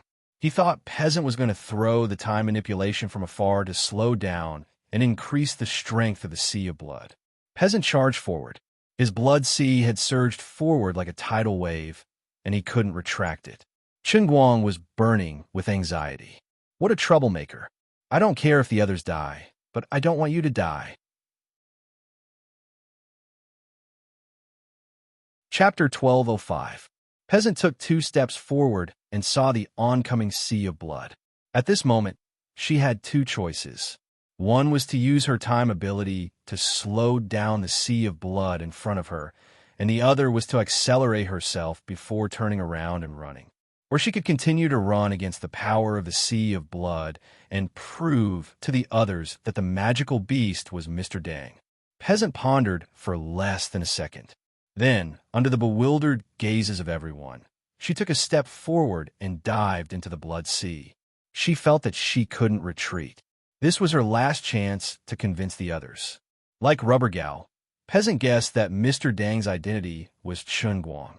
She also thought that Chun Guang recognized her. In that case, he would definitely not kill her, nor would he kill Rubber Girl. However, he was not so merciful to the others. There were only 7 human players left. In other words, other than himself and Rubber Gal, the rest were within the range of his ability to kill, just like the people who had died in his hands before. There were still many humans. If 1 or 2 of them died, the humans wouldn't have such deep feelings. But now, those who didn't fit in with the group and might become hidden dangers in the future were all dead. Although the remaining people didn't form a team from the beginning, they had already recognized each other since dawn was coming. Every surviving human player would become a valuable resource for their faction in the future. No one wanted to see their comrades sacrificed again. Therefore, as long as Shuang killed another person, no matter how he explained, no one would believe him. At that time, apart from himself and Rubber Girl, everyone else would die. As for Yu Ting and Vasani, they looked like they were at the end of their tether. But until the last moment, no one knew if the cunning Protoss had any other trump cards up their sleeves. Hence, she couldn't allow any more humans to die. Peasant was engulfed by the sea of blood in the blink of an eye. However, she did not completely let go of her defenses. The hourglass was spinning frantically, forming a thin layer of protective film on the surface of her combat uniform. The blood that came into contact with this protective film quickly dried up and aged. Not only that, the improved version of the Elven Rattan armor on her body also released a layer of energy barrier, embedded between the protective membrane of time and the Rattan armor, resisting the impact of the blood that penetrated through. As time passed, the 2 energy barriers were quickly broken. Streaks of dark red blood swept past her combat uniform, like a sharp blade cutting through paper, leaving behind one wound after another on her thighs, abdomen, arms, and other parts of her body. Chun Guang, who was in the form of a blood pigeon, could only watch helplessly. He was already desperately trying to think of a way to retract the corrosive and cutting power of the blood sea. But as the saying goes, spilled water can't be taken back easily. How could he retract his ultimate move just because he wanted to? Unfortunately, he couldn't speak at the moment. He could only stare helplessly at everything that was happening with his pigeon eyes. Is there a hole in your brain? Are you an idiot or what? I don't want to kill you, but you're courting death. What do you want me to do?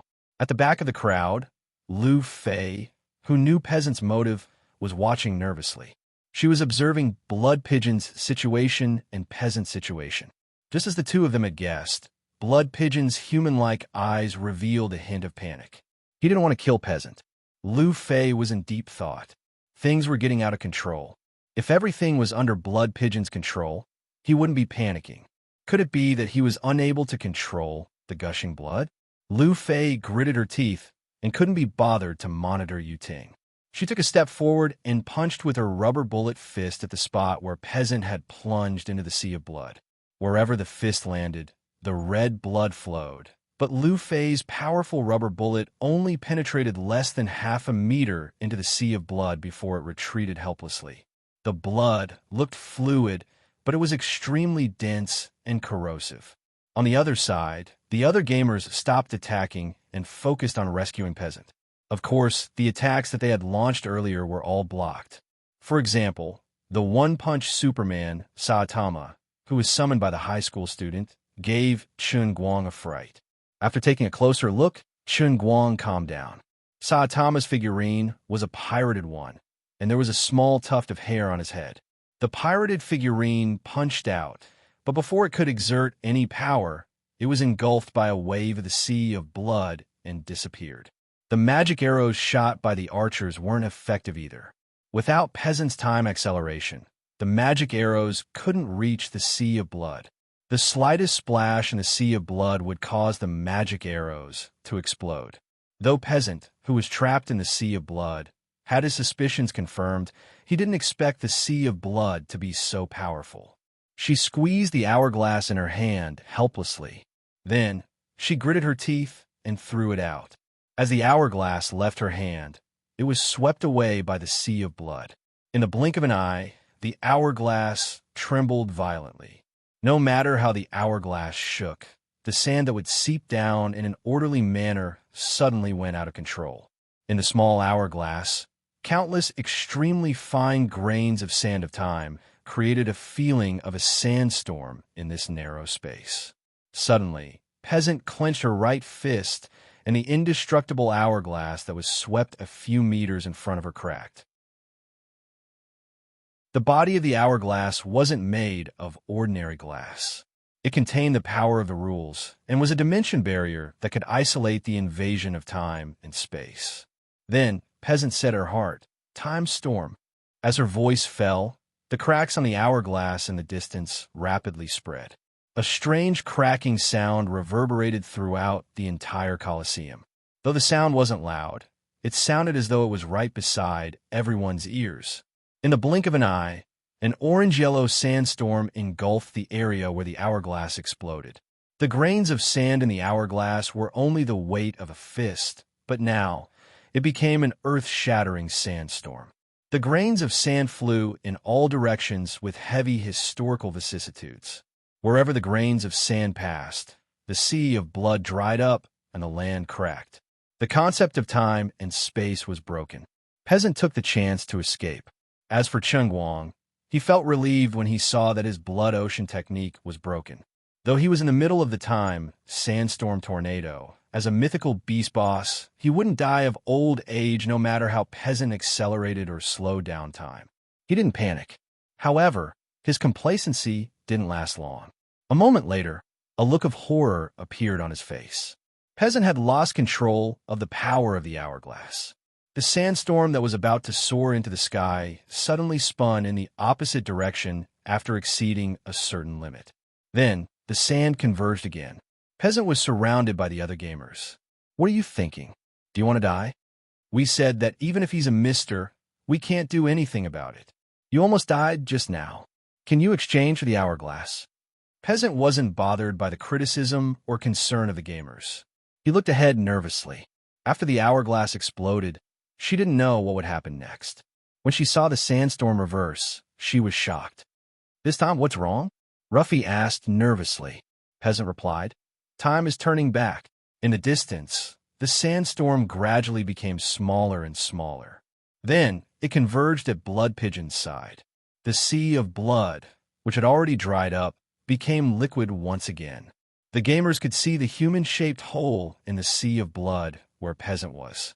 All this took a long time to describe, but in the blink of an eye, the sandstorm in the sky suddenly disappeared. Blood Pigeon lay quietly on the ground. He maintained the posture of flapping his wings to blast out of the sea of blood. Under the effect of time reversal, his sure-kill sea of blood had also returned to his body. Where's your hourglass? If you can turn back time, your hourglass should be able to appear again. The middle schooler asked bewilderedly. Over there, the sharp-eyed elf archer pointed at the shattered glass on the ground and shouted in surprise. The hourglass didn't regenerate? Peasant didn't understand what was going on. Ruffy was puzzled and asked, where's the sand? Where's the sand of time? Peasant thought for a while and said, perhaps when the sea of blood returned to his body, it was brought into his body. Perhaps only Chun Guang knew what he was feeling at this moment. As a bird, no, a dove, using the power of blood as a guide, he should be a domineering devil. It was a pity that the enemy was too powerful, and he didn't hold back. He was raped until now. It wasn't easy for him to figure out a way, but he didn't have the chance to try it. Then, he almost killed someone he didn't want to kill. Now, something even stranger happened. His body was stuffed with sand. He felt like a duck waiting to be sold in the market. His stomach was filled with sand. But his previous self was the earth-paste exploder. He was the strongest earth elemental creature. He couldn't be poisoned by the sand, right? As he was thinking, the sand of time in his stomach released the power of time. Chun Guang swallowed his saliva. Things were getting more and more troublesome. Chapter 1206. Intense pain came from his body, and Chun Guang could clearly sense that every single cell in his body was being corroded by time. Some cells were regaining their youth. Some were aging rapidly, and so were a loss of where to go. Every cell seemed to have its own thoughts, and they were thinking about life. Who am I? Where did I come from? Why am I here? Where am I going? At this moment, the thoughts formed from 10,000 nerve endings were cursing in Chun Guang's heart. It wasn't that his stomach was stuffed with sand, but that the damned sand of time had entered his body along with his blood and entered his countless cells along with the power of his blood. If he had to use scientific theories to explain his current situation, that was the only conclusion Chun Guang could come up with. He admired himself. No matter how strange the situation was, he was still able to find support for himself with theories that seemed reliable but were actually completely unscientific. Fortunately, he wasn't treated as a scientist when he was young. Otherwise, he would be more of a Frankenstein than Nicole. The question was, what should he do? Should he die of old age, or should he be turned back into an egg by time? It was a dilemma. Death was something he could not allow to happen. Even if it was Peasant, he couldn't let her kill him. Otherwise, he would be finished. But he couldn't live either. Otherwise, the others would be finished. In the end, he had to die, but how he died was very particular. He had to die with skill, depth, and integrity. He definitely couldn't be easily defeated like an ordinary game boss. At this moment, Chun Guang was feeling extremely weird. He felt uncomfortable, yet comfortable at the same time. The power of time couldn't kill him. In this strange bloodshed dimension, the blood pigeon had eternal life. He could only be killed by the gamers and not die of old age. In World of Warcraft, the gamers could enter the instance dungeon and hack for 10,000 years. As long as the power wasn't cut off, the boss would stand there forever. How could the gamers wait for the boss to die of old age? In addition, under the constant invasion of the misplaced power of time, some cells aged while others became more and more energetic. However, the aging and dying cells would not disappear. Instead, After crossing a certain boundary, they would quickly jolt back and return to the direction of rejuvenation. This was the state of his body at the moment. It was rather distorted. This is a good chance to kill him. The old man frowned and said, I don't know what happened, but Miss Peasant's hourglass injured him severely. We can't afford to lose this opportunity. Let's seize it. Wait. Peasant and Lu Fei shouted in unison. The two of you, although we belong to the same faction and have relied on your help before, at this critical moment of life and death, we really have no reason to be willful with you. We've said it many times. Even if it's really Mr. Dang, we still have to kill it. Otherwise, we'll be the ones to die. You two might not be afraid of death, but that doesn't mean we're willing to die with you. A strong man behind the old man said in a low and muffled voice. His words were filled with dissatisfaction. I want to talk nonsense with you. Anyway, we said that we can't do it. If anyone is stubborn, don't blame me for being impolite. Lu Fei was infuriated. She glared angrily and extended her arm in front of everyone. Her arm was emitting white smoke and emitting pink radiance. The genius student gaped in shock. Gosh, second gear? Lu Fei grinned and said, Why? Do you know your stuff? Oh no, the bird is standing up. While they were dawdling, the blood pigeon that was sprawled on the ground suddenly screeched, giving everyone a fright. They stared at the blood pigeon that had been pretending to be a mollusk for a long time. The blood pigeon spread its wings and stood up with great difficulty. With the interference of the time sand, even though it was difficult, the Chen's peace pigeon had regained its spine after such a long time. But it didn't charge at Yu Ting or the humans. Instead, it screeched again. Thick, viscous blood gushed out of its body. It looked like a fountain. Everyone thought it was going to unleash a powerful attack, but after a few screeches, the blood pigeon's huge body inexplicably collapsed. It's dead? What's going on? You ask me, but who am I supposed to ask? Who's going to go take a look? You? On the other side, Yu Ting and Wethany were also talking. Master Yu Ting, what should we do now? The blood pigeon is dying. It's not dead. Not only is it not dead, but its body is surging with new energy. I can feel it. It's as vigorous as the breath of the goddess of life. Then should we attack? If this phantom beast recovers to its peak, we won't have any chance of winning. It won't. The life force in its body looks terrifying, but it's like a castle in the air. My attack just now really did injure it. It's already at the end of its tether. Then should we? No, let's wait and see. I don't have much divine power left. Even my spirit is exhausted. So that's it. There's no rush. I have the speed of lightning. At the last moment, I can avoid the mortals and deal the final blow. These mortals are too naive. Nobody can stop the power of lightning. The blood pigeon will probably massacre the mortals and make them suffer. We can sit back and enjoy the fruits of his labor. My lord is wise. The mortals were perplexed. The blood pigeon, who was sprawled on the ground, started struggling violently as though he was in extreme pain. He started rolling on the ground. Peasant and Lu Fei were worried, but they couldn't help. The others were eager to give it a try. They really wanted to rush up and finish off their opponent, but Lu Fei was glaring at them fiercely. Peasant exclaimed in surprise. This, oh my God, Lu Fei asked anxiously. What's wrong? She didn't dare to turn her head to look at the blood pigeon. She focused her gaze on the other gamers. Peasant covered his mouth and said, It laid an egg. What? Lu Fei's entire body trembled, and she almost laughed out loud. Finally, she was willing to turn her face away. Just as Peasant said, the blood pigeon struggled for a while before it lost all signs of life. A 3-meter-long egg-shaped object popped out from between its legs. That was an egg. Is the blood pigeon female? The high school student asked.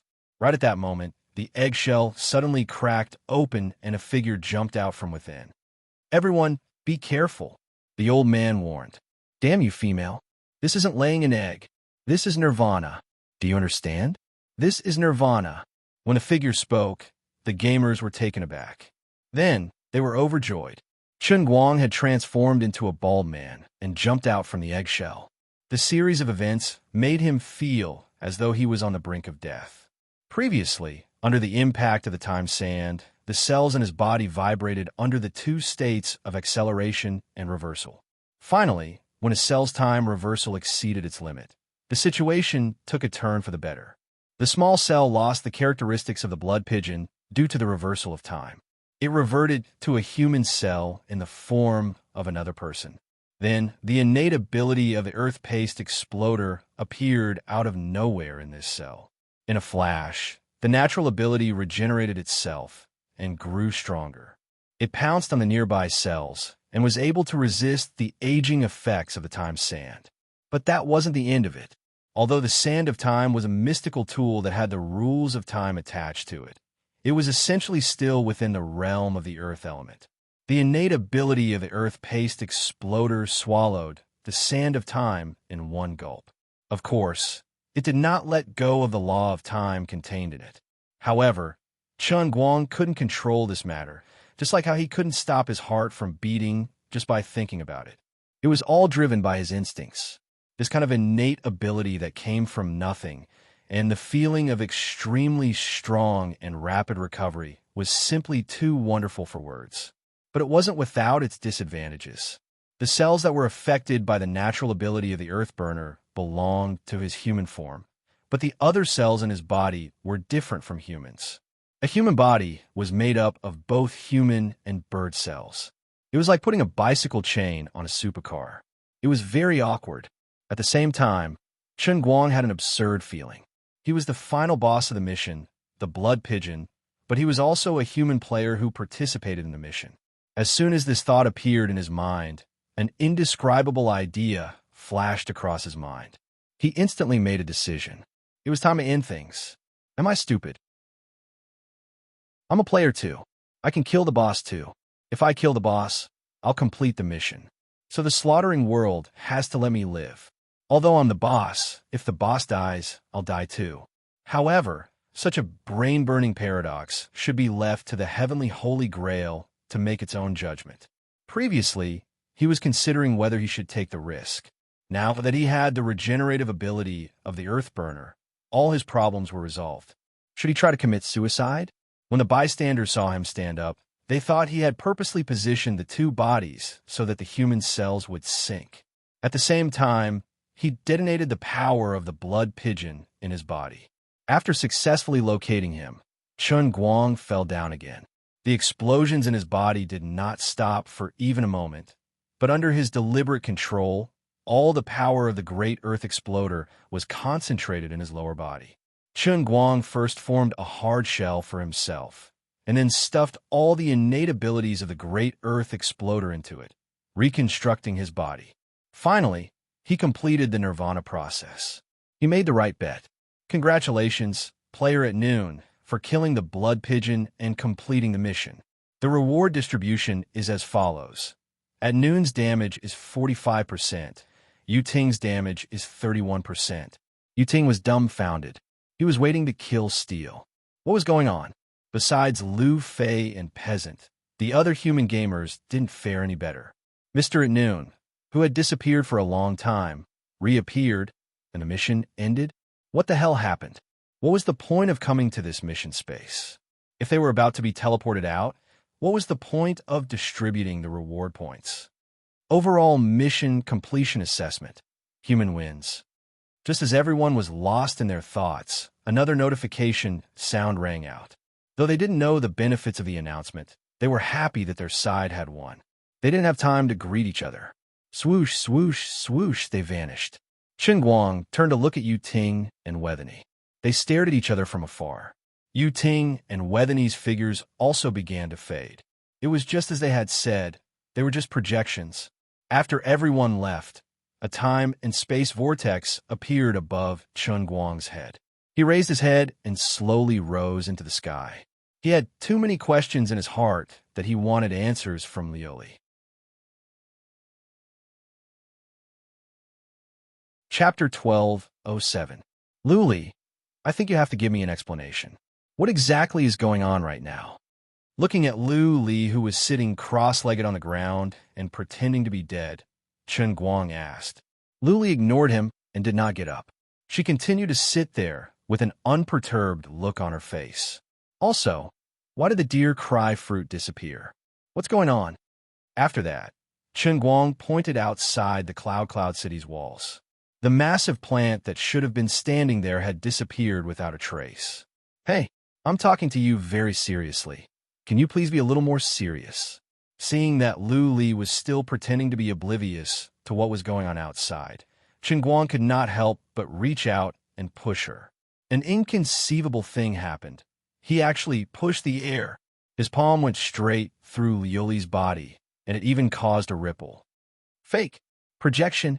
Chen Guang was furious in his heart. Lu Li, come out. Don't try to hide from me. I know you're here. He shouted loudly. All right. I'm really impressed by you. Finally, Lu Li's figure reappeared behind him. Chen Guang turned around and looked at her. You're finally willing to come out. After such a big change, you can't possibly not give me any explanation, right? Lu Li shrugged. If I tell you that I don't know what happened, will you be angered to death? Chen Guang clutched his chest. Before I die, I'll strangle you to death first. All right. I was just joking with you. Listen to this, Empress, slowly. Seeing that he really had signs of collapsing, Lu Li quickly became serious. About 2 hours later, after Chen Guang and Lu Li had a long talk, he still left Cloud City with 10,000 dissatisfaction. Compared to before, Liu Li's attitude had changed greatly.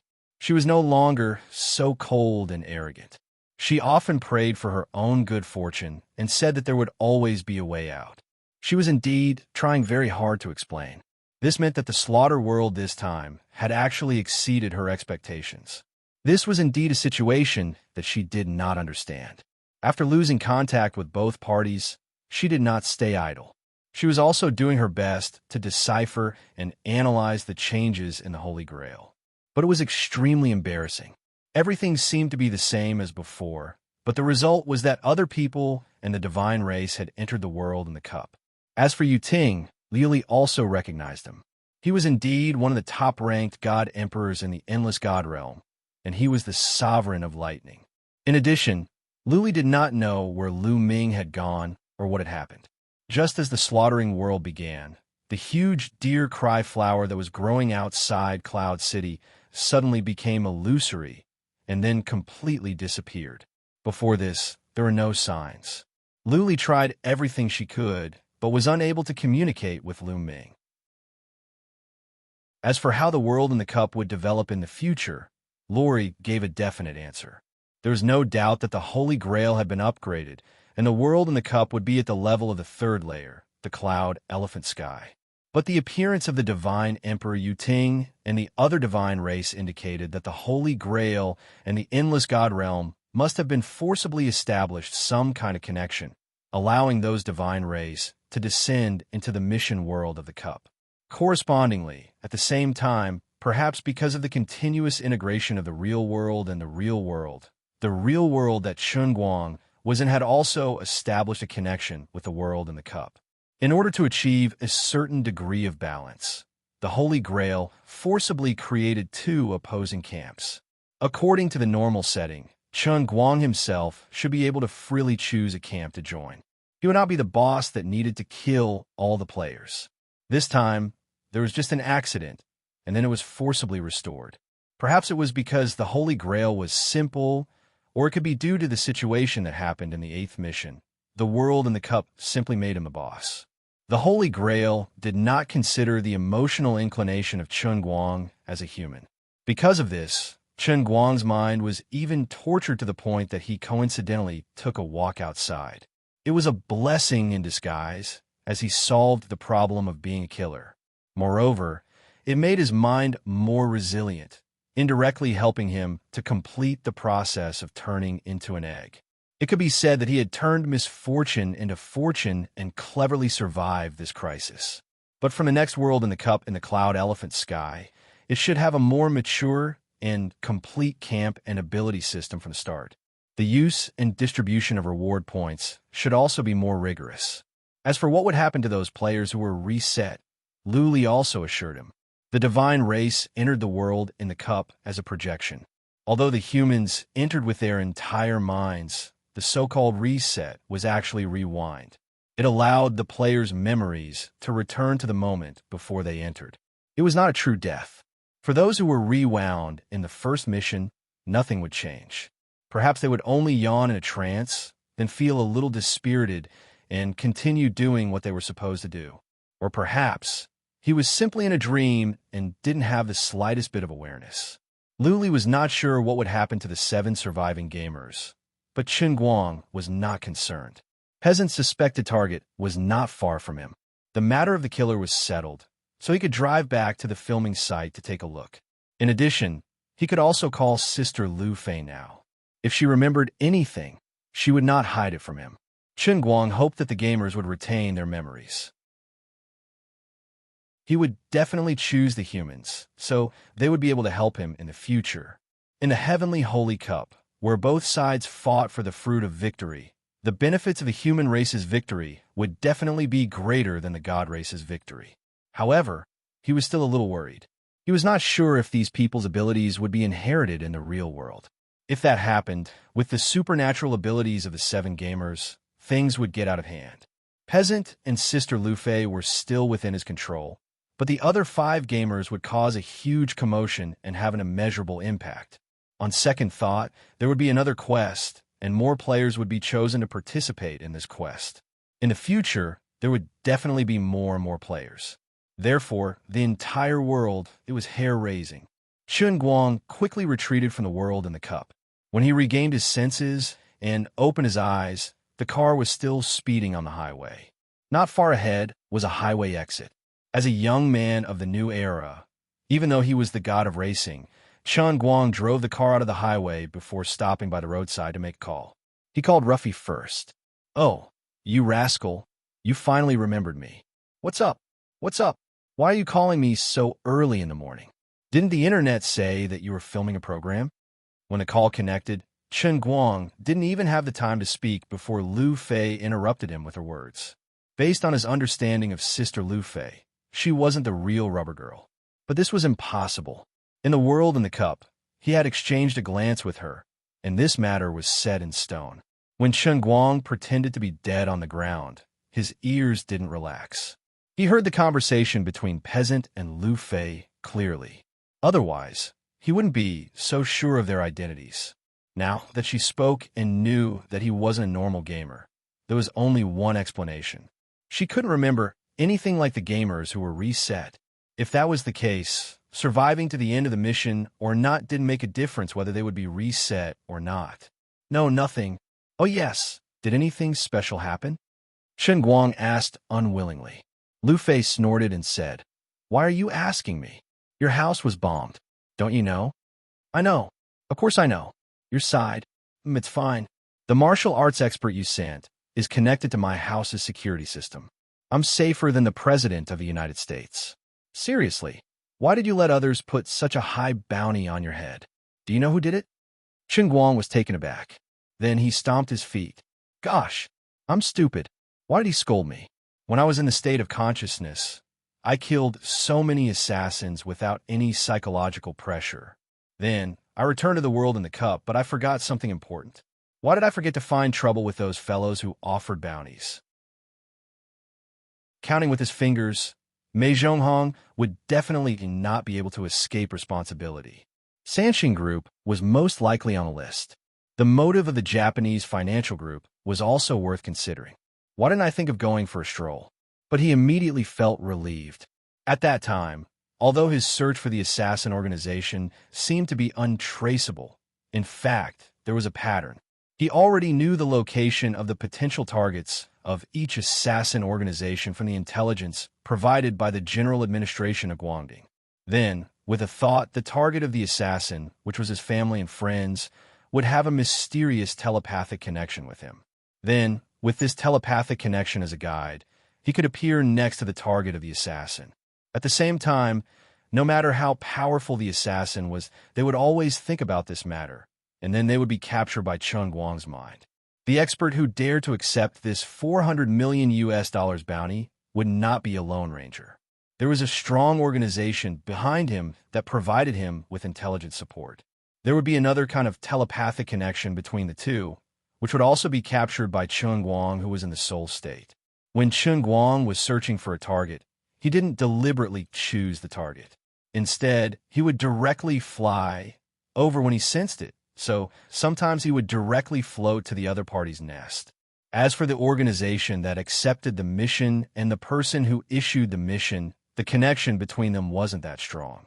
Instead, the mission was directly issued and accepted through the two-way confidential dark web, so it wouldn't be automatically captured by Chen Guang at that time. Of course, if he chose to fly over at that time, he should have been able to find the person. Unfortunately, he was in the middle of the slaughtering world mission at that time, and he was turned into a pigeon to be beaten. He was very busy and panicked, so he forgot. After crushing 27,638 souls with his own hands, he hurriedly returned. Now that Lu Fei reminded him, he remembered. But now that things had come to this, there was nothing to regret. Anyway, after this sudden change, there would no longer be any blind assassin in the world who would come to seek death. For a short period of time, he didn't need to worry about the safety of his family. The ones who should be afraid and worried should be the survivors who hadn't been involved in the big pot of 400 million bounty. A weak organization that was originally ranked outside the top 500 in the world suddenly woke up and became the world's #1. Was it a surprise? Was it a surprise? Was it happy? Definitely not happy. Everyone would be more concerned about another question. Why did those big shots suddenly go crazy? What do they have in common? This common characteristic was very easy to find. They were all tempted by the 400 million bounty and took action. Then they all went crazy. In addition, Chen Guang didn't intend to completely relax the security. He still had to go home to take a look and settle the situation at home. Then, of course, he had to find those people who put up the bounty to settle the score. But now he had other more important things to ask.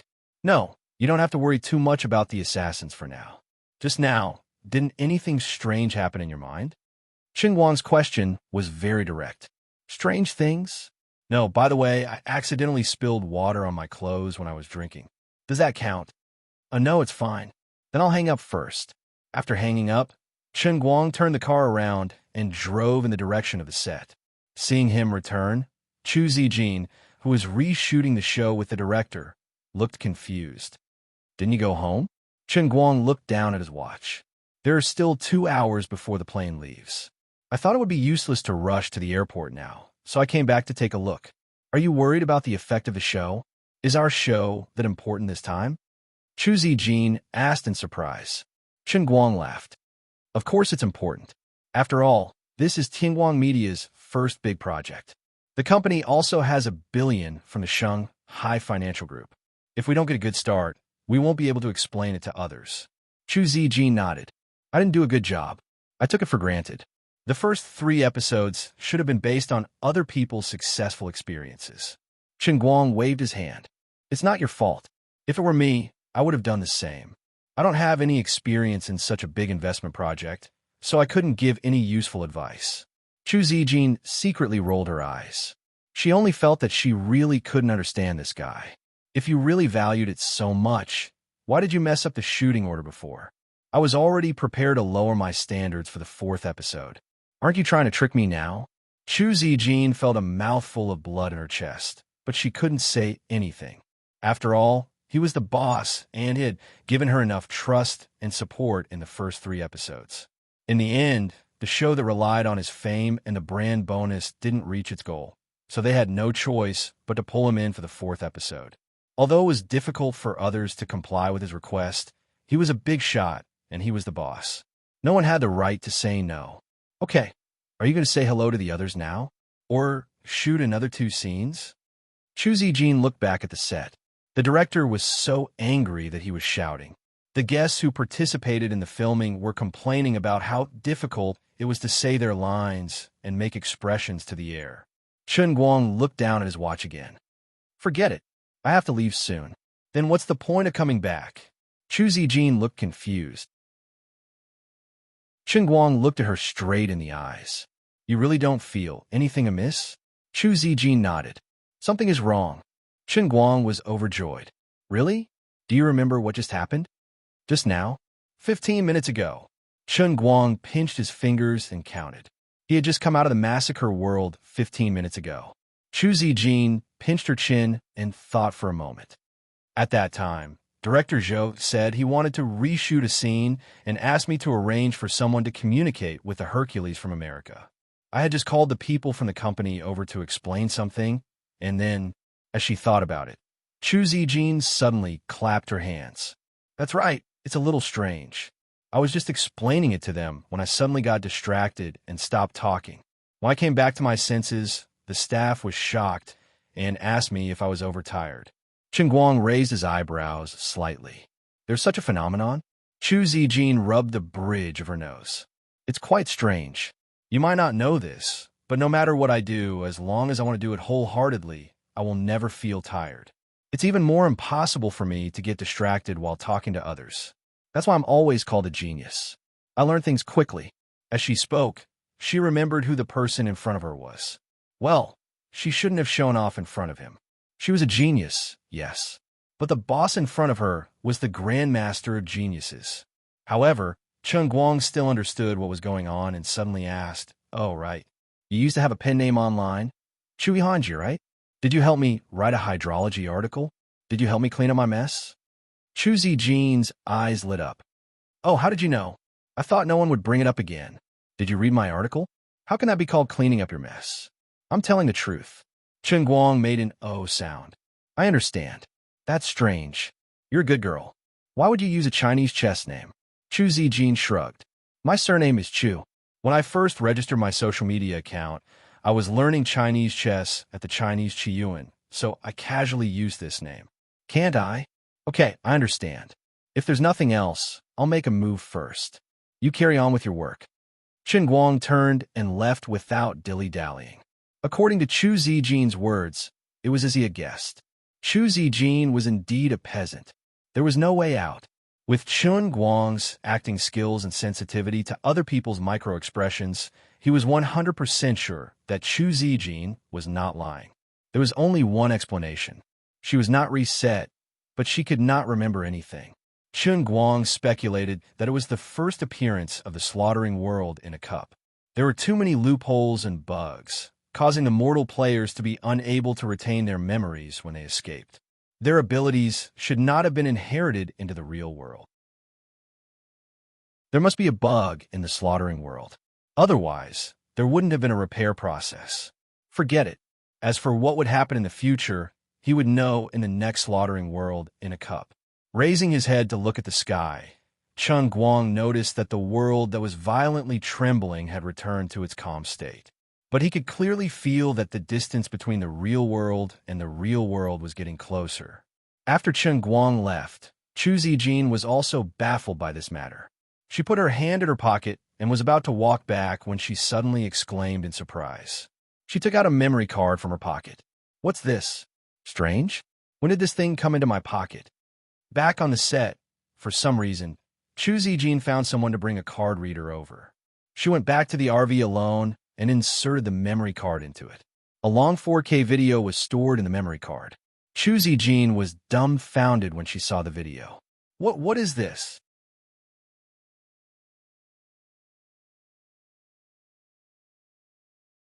Chapter 1208.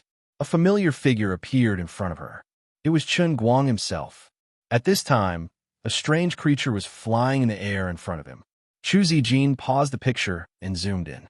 Thanks to the effect of the 4K ultra-high-definition video, she could tell that it was a mosquito with a ridiculously large body. Chen Guang was standing proudly in the same place, like a god of war, throwing all kinds of heavy punches at these mosquitoes. Not only that, from time to time, he leaped into the air like the martial arts masters in the TV and movies.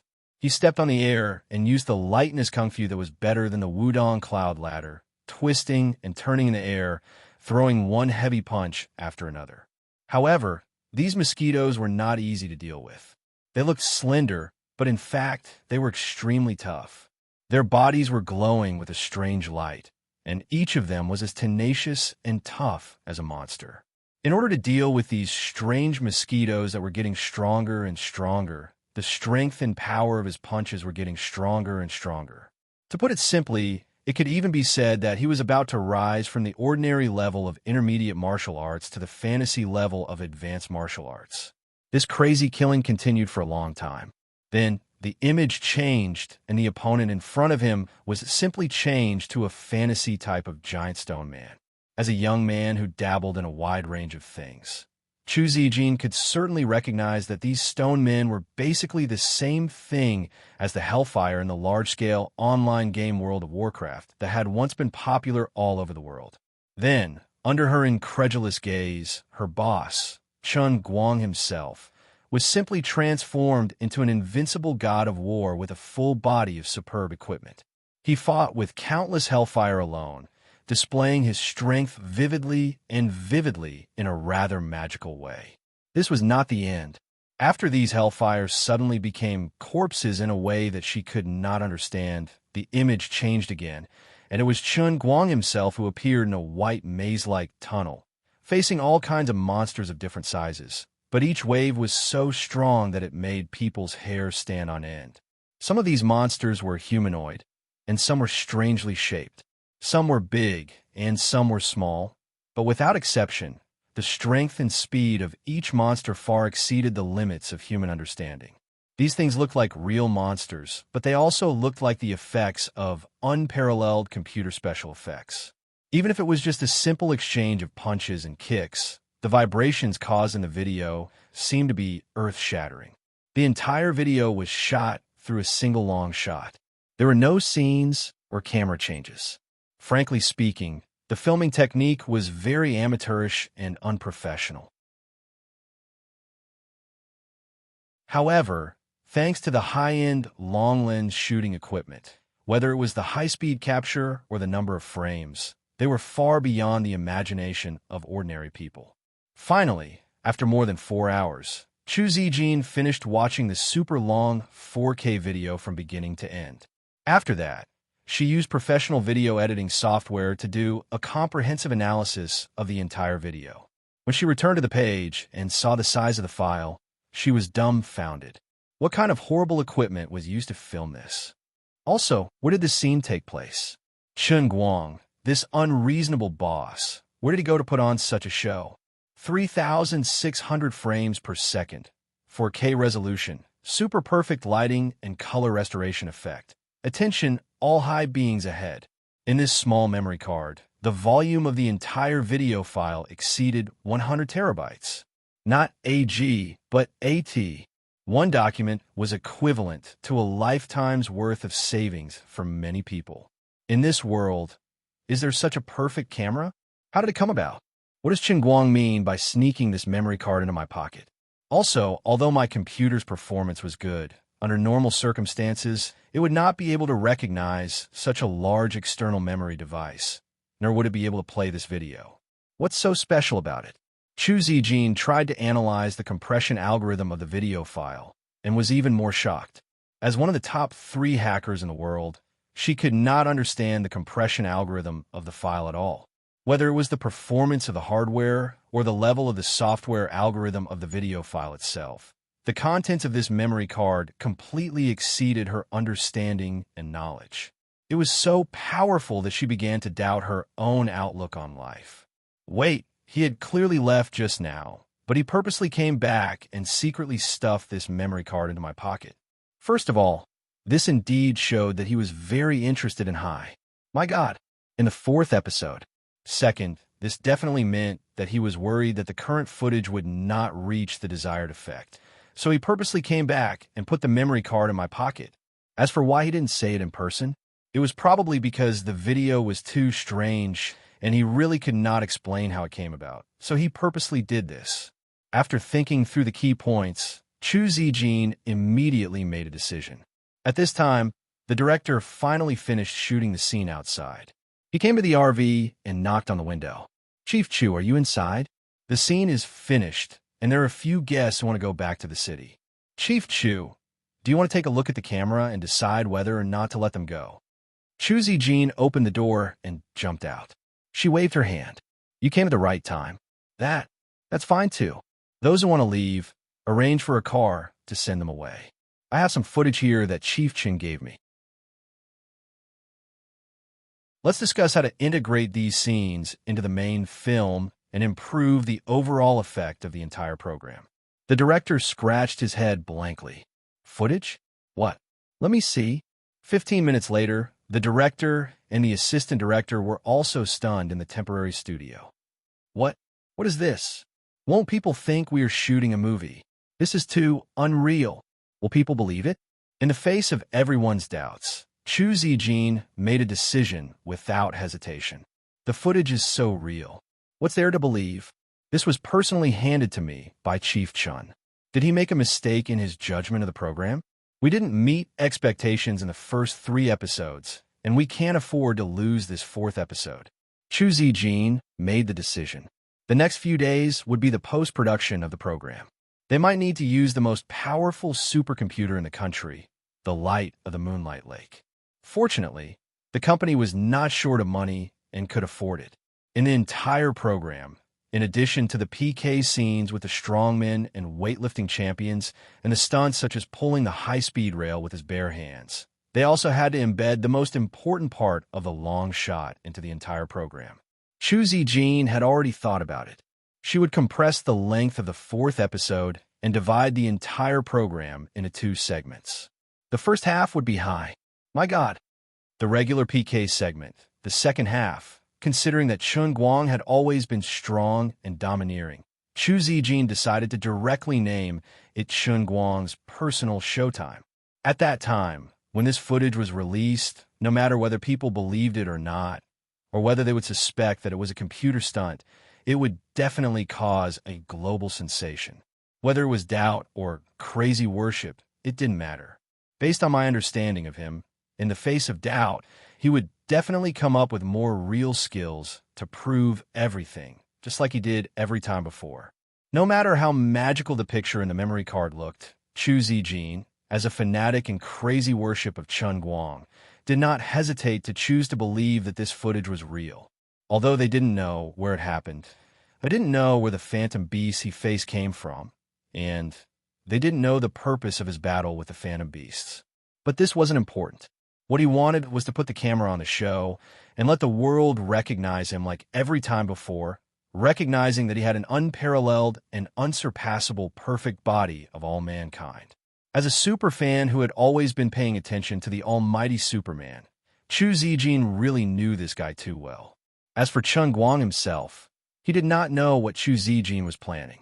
He would not have thought that there would be a memory card in her pocket. This memory card contained scenes of him transforming into a bald warrior and fighting in the massacre world. In addition, the strangest thing about the whole matter was not just that. Previously in a massacre world, he had clearly transformed into a bald man that even she did not recognize. But now, the memory card was filled with his long hair and handsome enough to alarm the Jade Emperor himself. In addition, if Chu Zijin could still retain Peasant's memory, she would suddenly realize that these scenes were actually taken by her, with the ultra-high-definition camera in her eyelashes after she received the side mission during the massacre mission. After getting off the plane, Chun Guang did not dare to delay. He drove the Bentley that was sent over by the Tianguang group and set off. The reason why he used a Bentley was that the car was not only fast, but it also had a good driving feel.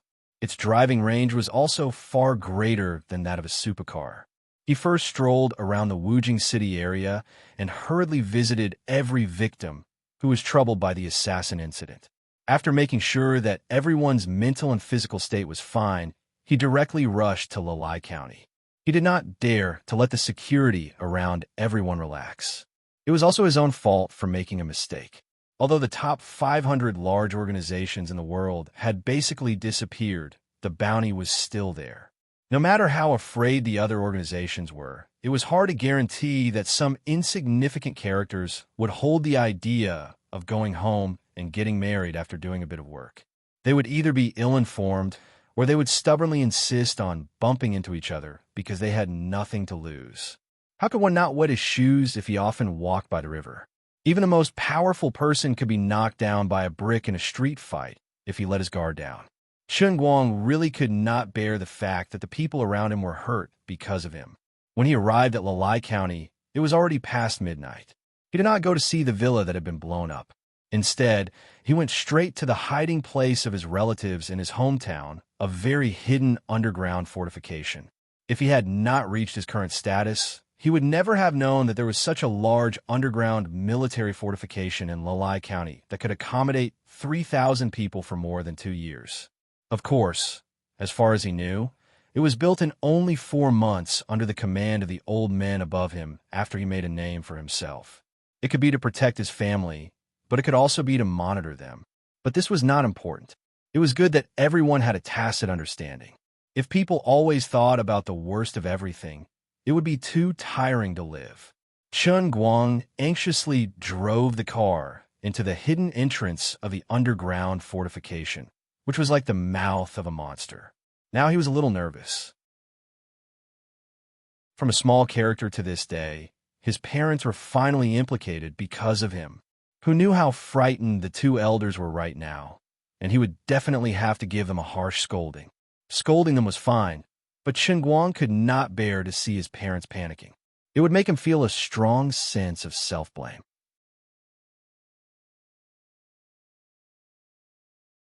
Chapter 1209. With this in mind, Chen Guang rolled down the window. "Buddy, let me in quietly. Don't tell anyone that I'm back." Chen Guang blinked.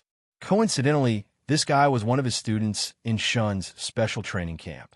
He stood at attention decisively, saluted him, and then replied in a low voice, "Okay, Chief Instructor." Chen Guang immediately understood his identity and nodded with satisfaction. "You're great, young man." After that, he shrunk his neck and looked inside. Chief Instructor, you probably need me to lead the way." The young man just now greeted his colleague on duty and actually followed him from behind. Chen Guang suddenly put on a straight face. "What are you doing? Aren't you AWOL?" "No, we've arranged 7 people in each class. One of us will lead the way for you when you come back." Chen Guang suddenly understood and only responded with an "oh." He thought that the old men were really kind and thoughtful. He had 2 plans in mind. If his parents were in a bad state of mind and were in a bad mood, then he would obediently go out and get beaten up. He wouldn't die anyway. If his parents were in a bad mood, but they weren't in a bad mood, then he would quietly run away first and come back after the assassin's matter was settled. By then, he wouldn't be beaten too badly. Although his father's voice sounded normal on the phone, based on Chen Guang's understanding of his father, he was the kind of ruthless person who would pretend that nothing had happened even if the sky had fallen in front of him. As a result, he would often stomp his feet in anger as soon as he turned his back. It was completely possible that he was in a bad mood right now. With this in mind, Chen Guang quietly came to the surveillance room under the guidance of the guard who had turned into a guide. "There are surveillance cameras in everyone's room?" Chen Guang's face immediately darkened. The guard hurriedly explained, "How is that possible?" "Chief Instructor, don't worry. The surveillance cameras only cover all the corridors. Every guest room is an independent room of the highest standard. Not only is it fully equipped, but it is also absolutely private. Now your father and the others are in the activity room." "Activity room? Look at the time. Why aren't you sleeping yet?" Chen Guang had a bad feeling in his heart, and then he saw the image on the monitor. It was bustling with activity. 7. Bang. "I'm sorry, I tried to snatch the bar. I won. This is too much. Despicable. Shameless. Well done. Pointing a fart is better than pointing a bar. Fart beard? Sorry, it's full. Damn." Chen Guang silently looked at his parents, uncles, and uncles in the surveillance screen. Not only did they not feel any discomfort, but they actually set up 3 tables and were playing mahjong together. He was quite speechless. These people didn't look uncomfortable at all. It was as if they were on vacation. "What about the others?" Chen Guang asked again. The surveillance screen changed again, and what appeared in front of him was his little cousin, and his nephew. These little kids were sitting in a guest room with a bitter expression. His second aunt, who taught junior high school, was holding a stick and walking around 5 or 6 little guys from high school to 3 years old with a serious expression on her face. "Do it for another half an hour. I'll let you play a game of King of Glory and then go to sleep," second aunt said after walking around. The little guys immediately cheered. Chen Guang was dumbfounded. In other words, it was equivalent to being under house arrest here. Not only did his family members not feel unhappy, but they were also living a very comfortable life. Those who should play mahjong played mahjong. Those who should study read. And like second aunt, she even moved her work here directly. In another monitor, if he was not mistaken, a few grandfathers were playing mahjong. This time, Chun Guang was very relieved and boldly greeted the guards and swaggered into the activity room. Seeing him enter the door, his father was actually too lazy to stand up from the chair. His father, who was facing the door of the activity room, waved his hand casually. "Yo, you're back." Bang! Chun Guang, after waiting for about a few seconds, his mother, who was sitting at the other table, finally reacted. She first shouted, "You brat, you finally know to come back to take a look. Put him down." Ingji! Bang! Chun Guang, after waiting for a few more seconds, everyone suddenly shouted in unison, "Chun Guang is back." Everyone's voice sounded a little louder. Chun Guang thought to himself, this is right. This is the correct response. But in the next second, everyone turned their faces in unison. Those who should touch, those who should fight, those who should fight, those who should fight, those who should fight. Completely. No one. Pay attention to him. Why are you all so thick-skinned? On the other side, his mother only stood up after she had done all that. She took him outside and looked him up and down to make sure that he wasn't injured. She patted his shoulder and said, "Fortunately, you're fine. But we're right. You'll definitely be fine." Chun Guang said in surprise, "Mom, why are you so confident in me?" Feng Rong rolled her eyes. "Why are you still pretending? Everyone in our family knows about your situation. Our Feng family has brought glory to our ancestors. You've done well, kid.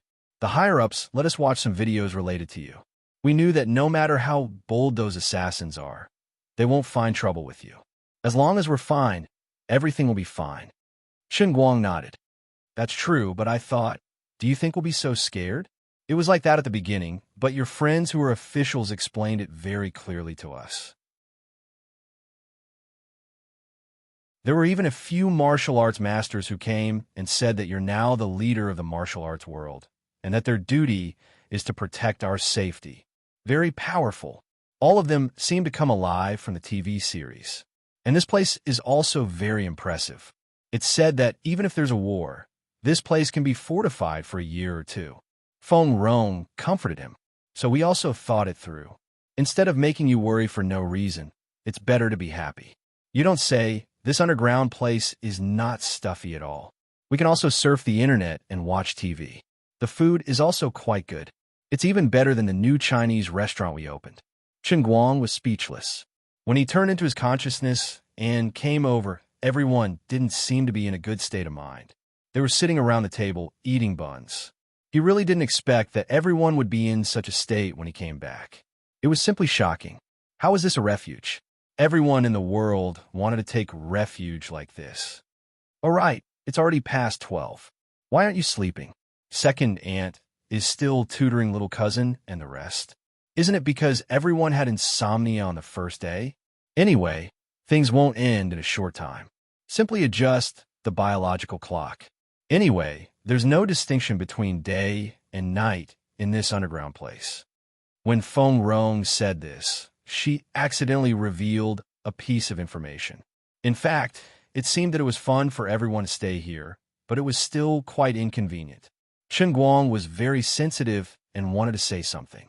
He didn't expect Feng Rong to think faster than him. Don't worry too much about this. We heard in the afternoon that we don't know what happened to those killers. Anyway, a lot of people were arrested at once. It's very strange. Until now, there are still unconscious people found in the county town. According to speculation, there are likely to be those bastards who came to trouble us. We have to believe in the country. What era is this? It's not the Bund. How can we let these people do whatever they want? After listening to his mother, Chun Guang vaguely understood. No wonder there hadn't been any particularly obvious turbulence until now. It turned out that those killers who had their souls crushed by him didn't go crazy on the spot, but were unconscious on the spot. Forget it. It made no difference. Well, if you have nothing else, I'll go out and talk to the person in charge. Don't you want to sit down? I don't play cards. I have to take care of this matter. The sooner it's done, the sooner everyone will feel at ease. Okay, Then you pay more attention to rest. It's almost our bedtime in an hour or so. You can ask someone to arrange a room for you. Do you want to eat first? Mom, don't worry. I'll arrange it myself. Do you want me to make some chicken soup for you? No need. No need. You don't have to do anything. Oh, then I'll continue to play cards. Oh, by the way, that little girl named Enchanting is really obedient. She likes you very much. You didn't do anything to her, right? That's against the law. What are you talking about? If there's nothing else, I'll go first. Chen Guang fled in panic. He almost let it slip that Enchanting was only young, but she was already 18 years old. Not against the law. If he had really said that, wouldn't he have let her spill the beans? Furthermore, Chen Guang had no idea if his mother was feigning politeness or if she really wanted to cook for him. But when Chen Guang said that he didn't want it, she immediately turned around and left without any delay. At this moment, his aunt's urging voice resounded from the activity room. Chen Guang thought about it again. Everyone in his family was so calm. Maybe they had discussed this in private early on so that he wouldn't feel too much pressure. This is what family should be like. Chen Guang went straight to the command room, where Enchanting and Xuelin were sitting. Seeing him enter the door, the two stood up at the same time. Enchanting's eyes were filled with joy, but Xuelin seemed a little reserved. Sit, sit. You've all worked hard during this period, Chen Guang said cheerfully. As soon as he said this, others might not feel anything, but he actually felt as if it was a lifetime ago.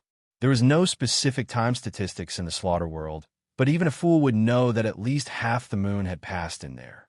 The most important thing was that the experience was too rich and the feelings were too unique. In addition, when he transformed into his consciousness and traveled around the world, it also made his state of mind change too much. Enchanting rushed up and punched him in the chest. Go to hell. What are you pretending to be polite for?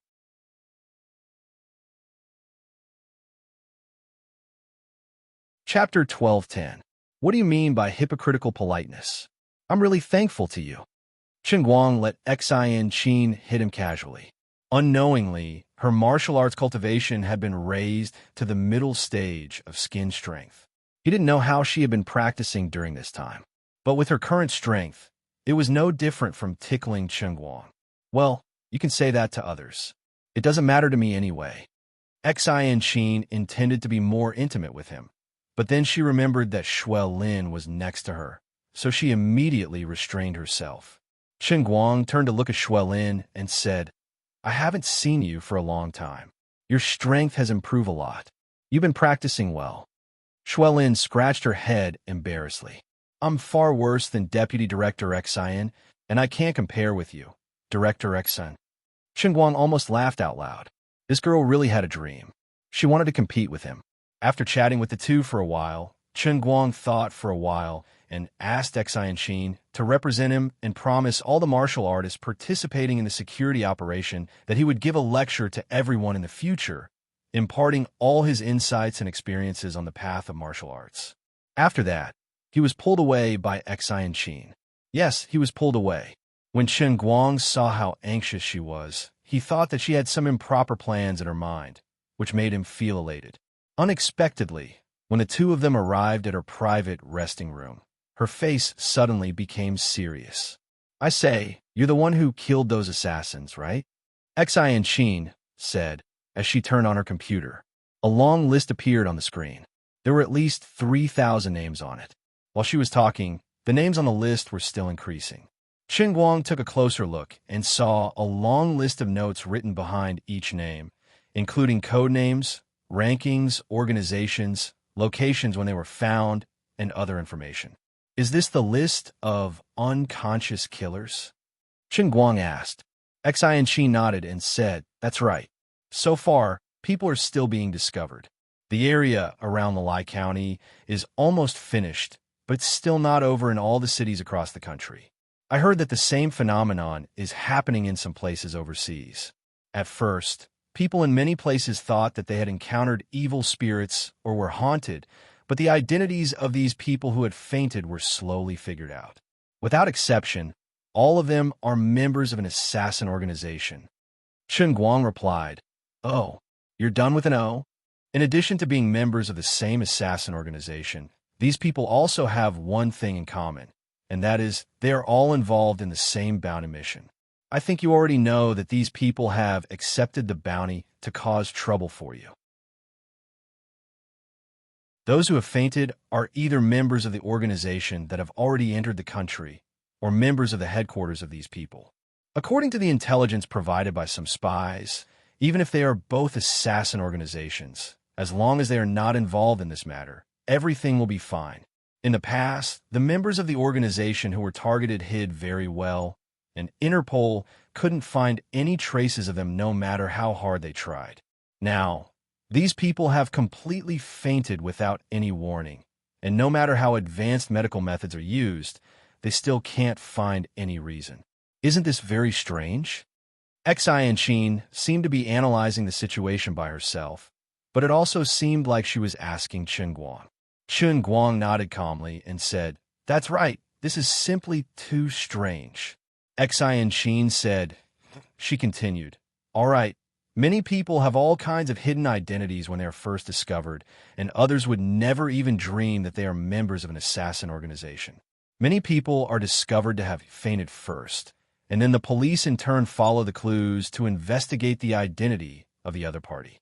The accuracy is almost 100%. Chen Guang pretended to be very surprised and said, "I see. That's really scary." Enchanting hammered her chest with her pink fist again and said, "Go to hell. I don't believe this has nothing to do with you." Chen Guang chuckled and said, all right, I did it." Even though she had already guessed the answer, Enchanting still couldn't help but exclaim, "How on earth did you do it?" Chen Guang grunted and said, "Have you forgotten? My other identity." "What? You're an Earth-style archmagus, not a spiritual-style archmagus. Also, this matter itself is too difficult to understand, right? There are so many people in countless completely different places in the world. How can this happen at the same time? Can you explain it to me?"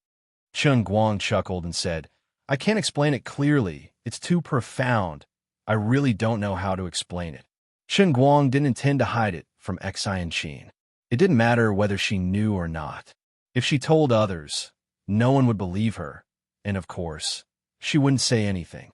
Enchanting blinked her eyes and looked at him for a long time, not saying a word. After a long time, she sighed and said, "I thought that after I became a skin-strength martial artist with great difficulty, the gap between us could be narrowed a little. Now it seems that it was completely a dream. Go, how close do you want to be? Aren't I standing right here? Do you want negative distance? Bah, I was thinking, maybe one day you will become an immortal." "Stop it. There are no immortals in this world. But there are gods." Chen Guang grunted and said, "That's right, there are gods. It's said that when a man achieves the Tao, his fowls and dogs will ascend to heaven. If a man becomes a god, how many things will he bring up to heaven?" Chen Guang thought for a while. The recent changes in the whole world appeared in his mind again, and he said meaningfully, "I'm afraid the whole world will become a god with this man." "Is that so? Who wants to discuss life with you? It's better to do something slightly more meaningful. Go away. He is still young. Go find someone else." "Really? Then it's fake." It really wasn't Chen Guang who tormented young people. Originally, there was no need to go to the bedroom, but Enchanting pulled him in. She was simply exposing herself here. Of course, as he expected, although this little girl was quite reserved at first, when Chen Guang really wanted to back out, she immediately disagreed. In fact, the little girl was also quite puzzled. She shouldn't be interested in this kind of thing, but since she broke her vows with this big chrysanthemum, she couldn't control herself. While Chen Guang was enjoying the rare softness, he received another call in the command room outside. One of the unconscious members of the assassin organization finally woke up, but perhaps it was better not to wake up like this. He had completely gone crazy. After the first person woke up, more members of the assassin organization who were controlled woke up one after another, but without exception, all of them became crazy and completely lost their consciousness.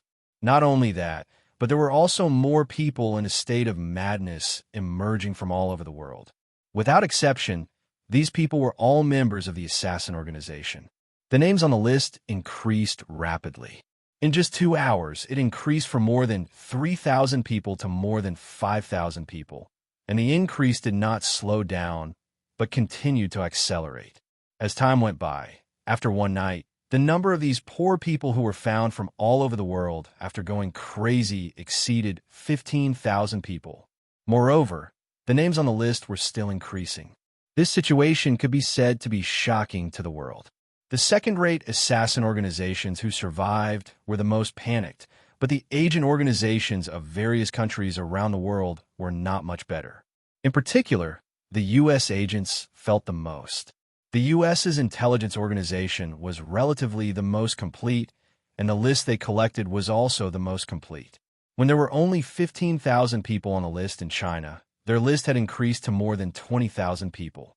Crazy. The whole world had gone crazy.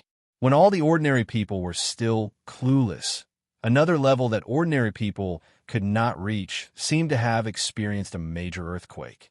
A huge question mark appeared in the hearts of countless people, and everyone wanted to know what happened. There was no reason for these people to suddenly go crazy. How strong was the mind of every top assassin? Their hands were stained with blood, and their hearts were as hard as stone. Even in the face of a life-and-death crisis, they could still remain calm, and it was impossible for them to go crazy so easily. But this thing really happened, and it was right in front of everyone. Although this matter was indeed related to Chen Guang's bounty mission, except for a few people, no one would link this infinite, unbelievable coincidence to the possibility that he was the one who did it. Only God could do it. The Schultz family, who took out a huge sum of money to put up the bounty mission, was even more anxious. They thought these people were cursed, and perhaps the curse would befall them in the next second. They even wanted to cancel the bounty, but unfortunately, there was no such thing as canceling a mission posted on the dark web. Once this mission was posted, it would be difficult to take it back. The next morning, when Xianqin woke up from her sleep, she quietly got up and returned to the command room. When she saw the changes overnight, her mouth was wide open, and she could not say a word for a long time. That guy who was still sleeping, how scary of a forbidden spell did he use to cause this situation? Was he still human? Deputy Director Xian, you seem to have something on your mind? Another military personnel who took over Shui Lin's shift asked cautiously. Xianqin waved her hand. It's nothing, you do your own thing. Oh, Chen Guang woke up, and without asking, he knew that Xianqin had gone to the command room again. He did not go to Xianqin again, but went to his parents' place. Never in his wildest dreams would he have imagined that the half-day of leisure he had been dreaming of would actually be in this underground fortification. He didn't have to go to school, and he didn't have to worry about the disturbance outside. The recording of God of Joy had been completed, and the rest was left to Chu Zijin. The release of women was still progressing step by step, but this matter had nothing to do with him except money. As for the Photo Catalyst project, he had already handed over all the procedures to Teacher Zhua, and her progress was completely under control. Tangshan Industrial Factory did not need to worry about him. With Teacher Zhua's research and development of photocatalysts, they had already won the Science and Technology Progress Award, and the Chinese Academy of Sciences had already approved a high-tech enterprise license. Tiansong Water couldn't even get a sip of soup. Not only that, in the foreseeable future, when Teacher Zhua realized the industrial production of all the 5 God-level formulas, companies like Tiansong Water, which relied on traditional craftsmanship, would either come to lick his morning light environmental protection or wait to go bankrupt. Therefore, before coming up with a way to solve the bounty task, he could stay here with peace of mind, unless something new happened. Of course, the degree of integration of the real world and the real world was deepening day by day, and the world of slaughter had already appeared. Who knew when the whole world would change drastically? Chen Guang thought about it. It was best to stay here with his heart at ease. He couldn't tell anyone about this. Others might not believe him if he told them, but he was the only one who knew. Therefore, he dragged the elders of his family to the card table. Chen Guang thought about it. Although he could definitely win with his brain, he decided to lose. Anyway, the elders didn't play much, and the limit was 10 yuan. Therefore, for the whole day, he changed 3 tables and lost everything. He scattered a few thousand yuan on each table, trying to make his relatives and friends happy. He didn't expect that his mother's heart would ache when she saw him lose so much, and she refused to let him go to the table the next day. Master Guang, who had lost the right to participate in entertainment activities, could only helplessly roll to the side. He wanted to find some cousins to play games with, but in the end, all of them were playing with dogs, and none of them were pigs with knives like him. After that, Chun Guang became completely alone. His mother even said, "Go do what you have to do. Your things are more important. Don't worry about us." Chun Guang returned to his room with a pained expression. There were 3 choices in front of him. He could play Dota, chat with people online, or watch a movie. After thinking about it, he decided to watch a movie to calm himself down. That's right, he wanted to watch a killer movie. It wasn't that he wanted to be a killer, but he wanted to experience the psychology of those people through such movies. He didn't expect that watching this movie would actually give him a way to solve the bounty mission. There wasn't any profound trick, just an idea that allowed the mission to be completed directly. Chun Guang rubbed his chin, feeling a little tired. What kind of sin did he suffer? It wasn't enough to die twice in the massacre world. It seemed like he still had to die in the real world. That's right, he planned to pretend to be dead and cheat the bounty money. Without the bounty, who would come to seek death?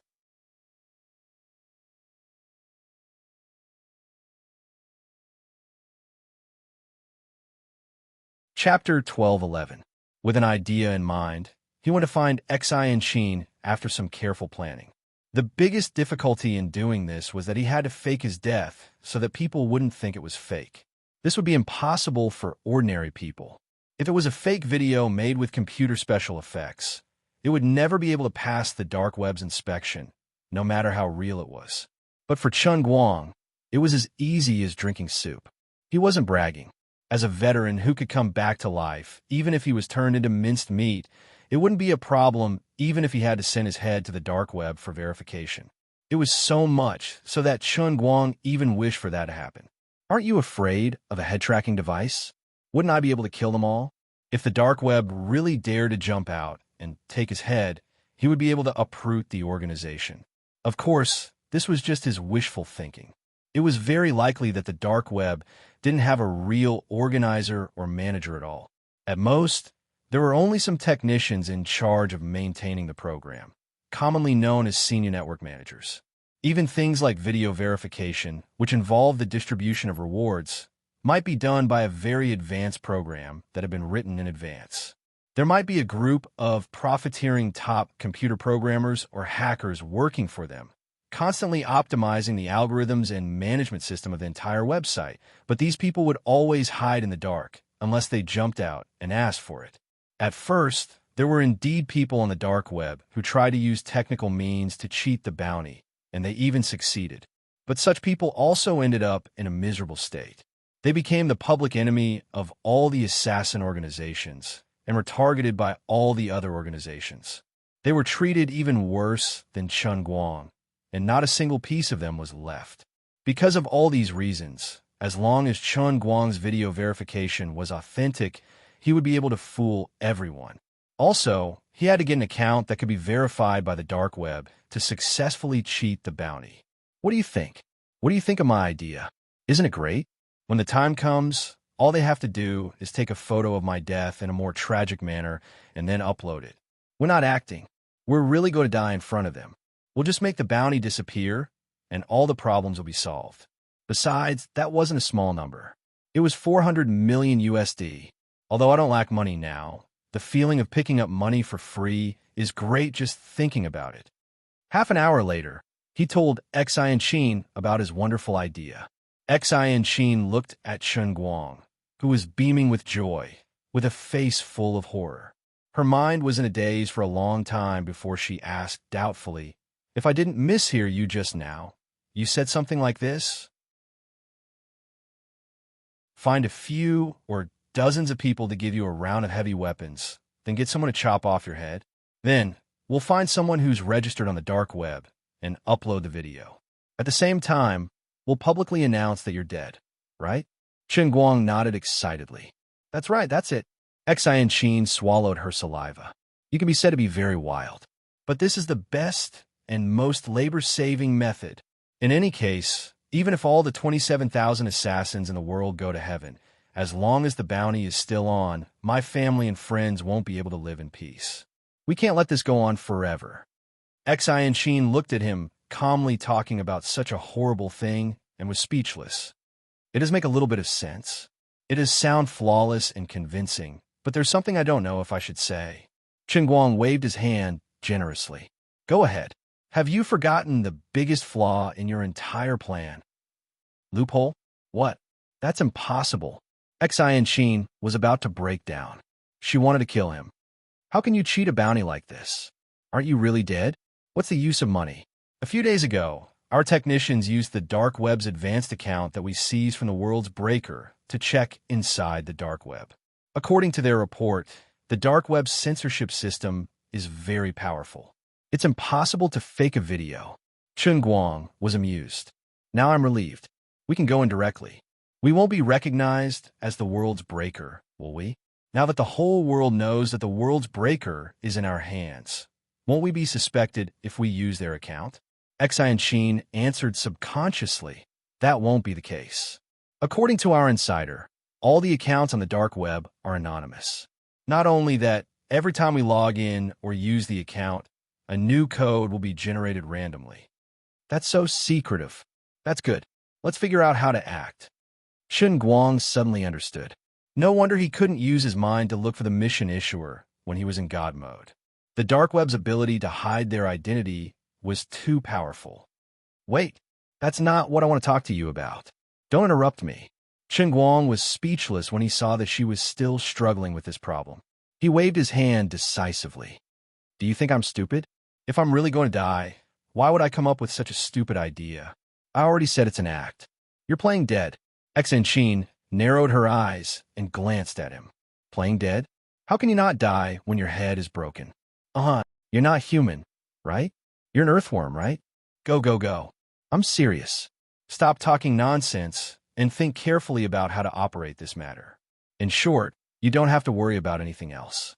Just help me think of a way to make this matter convincing enough. Xian Qin still didn't believe him. Chen Guang grabbed a utility knife from her desk and swiped it across his palm in front of her. He then activated the Earth Explosion talent to show her why the flowers were so red.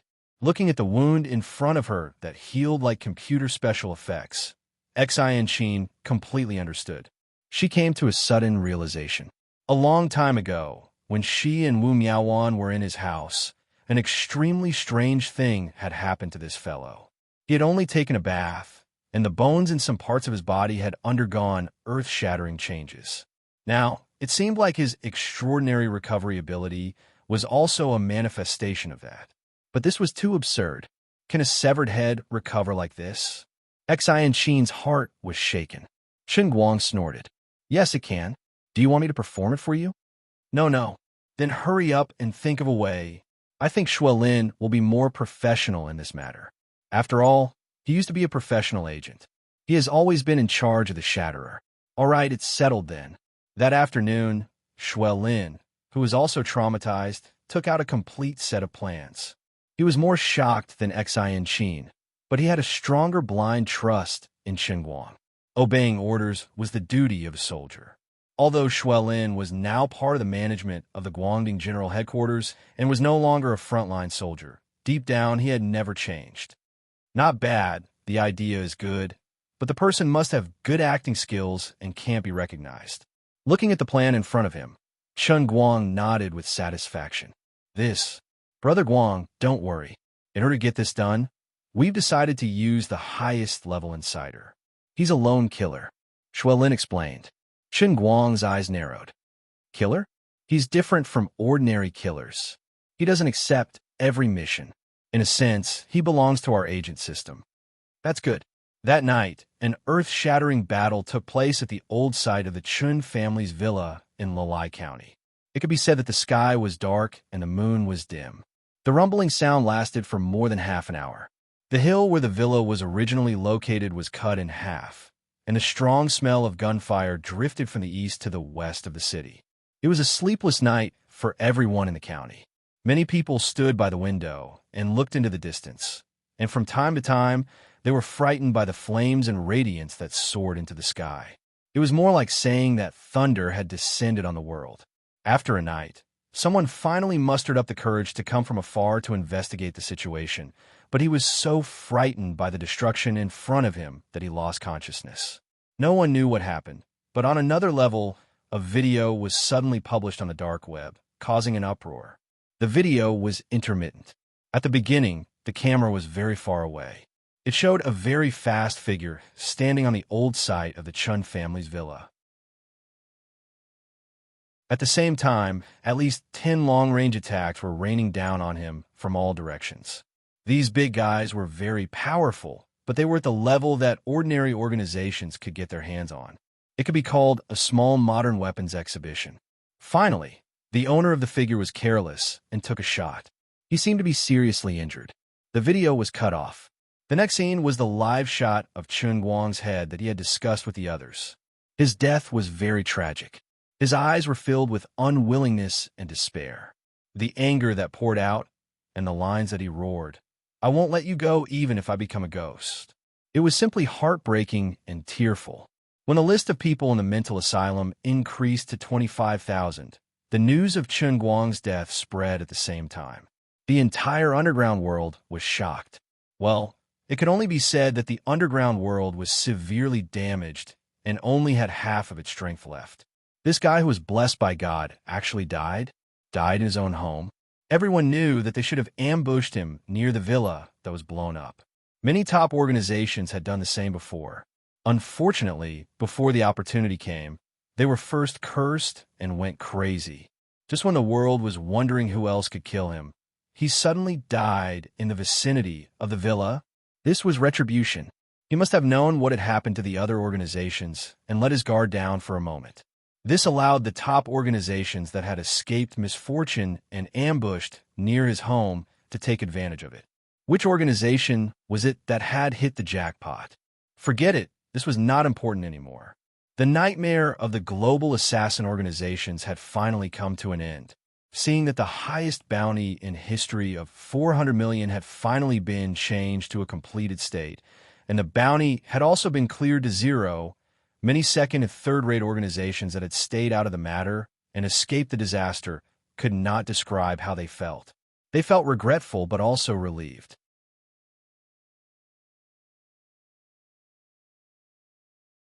Chapter 12:12.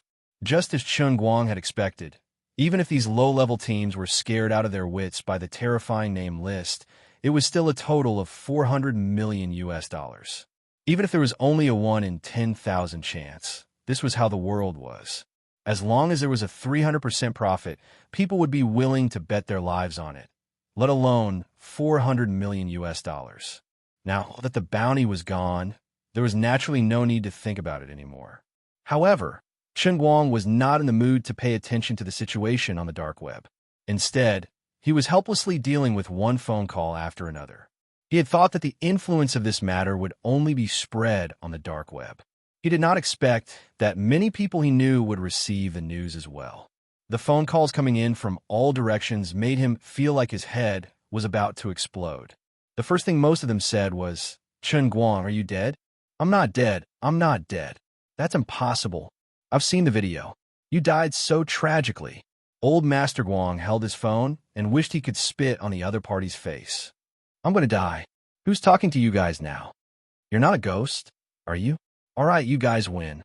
However, he did not have to worry about the news of him still being alive being leaked. Those who received the news and called him were using the highest level of confidential communication. As long as he told them his true purpose, the news could still be hidden for the time being. Once the limelight was over, he would swagger outside again. Even if the content of the video was leaked through some channel, it wouldn't matter. He could just say that it was made with computer special effects. What? Others will ask, what special effects are these so realistic? What can you do even if I don't tell you? In short, in a certain field, the news of Chun Guang's death was like a muffled thunder that resounded through the entire sky. Most people were shocked and relieved, but there was still a small group of people who were extremely ecstatic. They were the people who had issued the mission. Other ordinary people might not have the chance to know such secrets, but as the mission issuers, they naturally received the notification that the mission had been completed. In these 2 short days, these people's emotions had been on an indescribable roller coaster. When the news of almost all the top assassin organizations around the world being wiped out spread, these people were terrified. The more names that were on the list, the more frightened and desperate they became. Just when these people were about to despair and wanted to take the initiative to find Chen Guang to repent, they suddenly received a piece of heavy news. This guy was dead. Great sorrow and great joy came too suddenly, and those with weak hearts could not bear it all. A respectable old man in the Schultz family died of a heart disease. As a result, the poor Schultz family's joy turned into great sorrow. Fortunately, this family did not have a history of heart disease. Otherwise, another one might die from anger. When the chairman of Sanxing Group heard this, he silently tore up the check in his hand.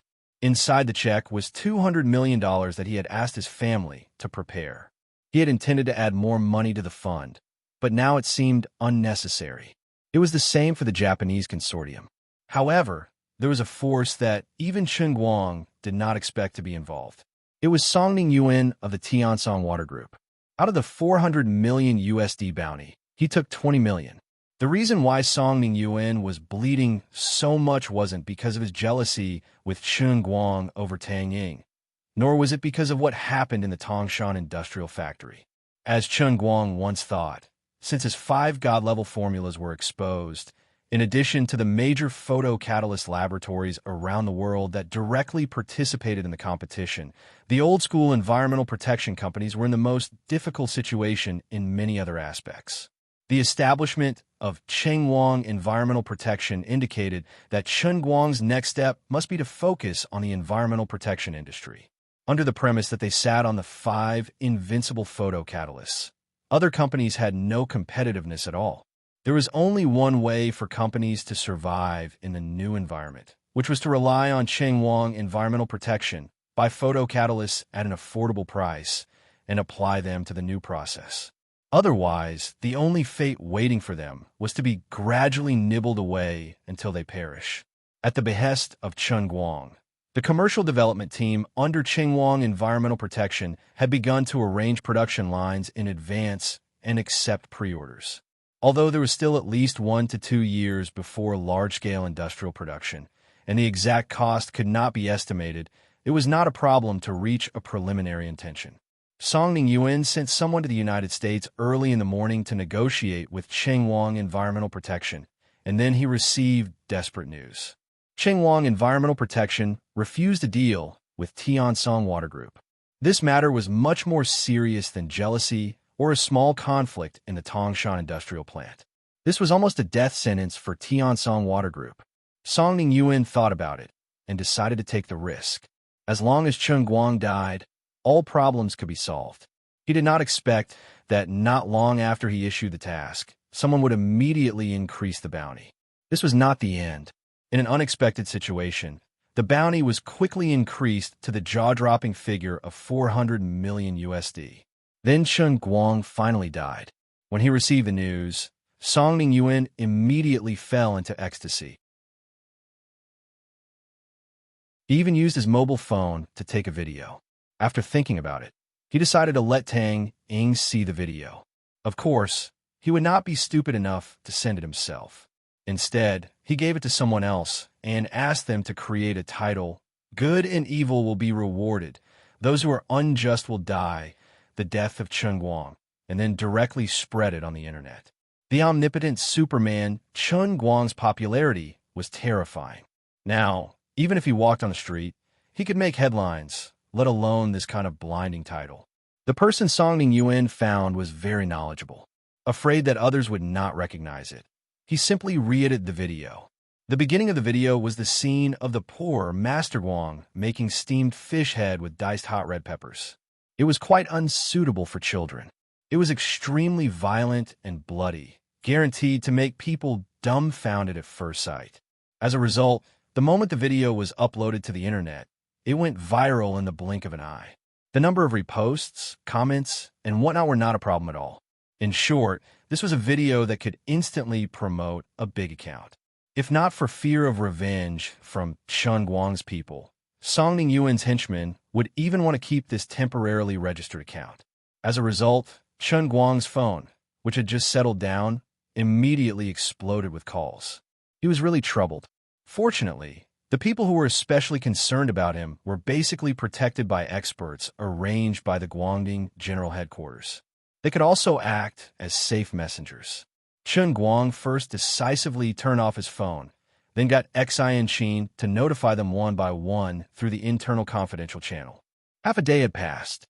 Most of the people who were most concerned about his life and death had calmed down, but still could not figure out what he was up to.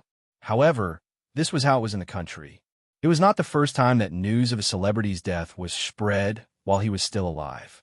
It was just that this kind of thing happened to Chen Guang, that was all. That was not the end. His parents had been happily playing cards when his cousin, who had been scrolling through Weibo, suddenly shouted and rushed into the activity room with his phone, shouting in panic, "Oh my God! Brother Guang is dead. He's dead. Oh my God!" His cousin first received a slap on the face. Then, he played the video to everyone, feeling very aggrieved. Everyone was almost scared out of their wits. Now, the whole family rushed to Chen Guang's room. Chen Guang had just been relieved, but he was shocked by his family again. His mother knocked on his door with a pale face, shouting, "Chen Guang! Chen Guang! Are you still alive?" Chen Guang opened the door and looked at everyone with a constipated expression. "I say, what are you guys trying to do?" he asked despite knowing the answer. His little cousin rushed up and grabbed his shoulder. "Brother, you're dead. The internet is saying you're dead. There's even a video." Behind the crowd, his niece and little cousin were crying out loud. Chen Guang almost choked on his own saliva. He coughed violently for a while, then pointed his face. "You're right. I really died a terrible death. I say, are you guys stupid? I don't even know what you're talking about. The internet says I'm dead, and you believe it. I'm standing right here. Do I have to explain to you that I'm still alive? I really have to give it to you."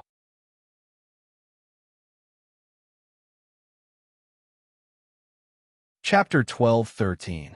Just as he was being cocky, Chen Guoli slapped him on the head. "You're the only one who's cocky. You're the only one who's cocky. Isn't everyone just concerned about you? Tell me what's going on. Since you're fine, why would such a video be circulating on the internet?" Chen Guang decided to lie. "Wasn't I filming a movie a while ago? I was preparing for the second movie. This is just an excerpt from the trailer. And just a trailer." "Slice?" Chen Guoli asked with a blank look on his face. Chen Guang grunted through his nose. "That's right, it's a trailer. Movie promotions often use this method. First, they release a special effects scene to stir up the topic and popularity. When it's released, the box office will be better." Chen Guoli stared at him for a long time before nodding skeptically. "All right, I'll take what you said as the truth. But what kind of lousy movie are you filming? Aren't you the male lead? You'll die the moment you step out?" It's not like that. I can't explain it clearly in a few words. In this trailer, it looks like I'm dead, but that's just a fake death. I can revive later on." His little cousin shouted loudly. "That can't be, right? You can revive, even when your head is cut off. Brother Guang, are you filming a military theme or a fantasy film?" Chen Guang coughed lightly. "This movie is our own creation.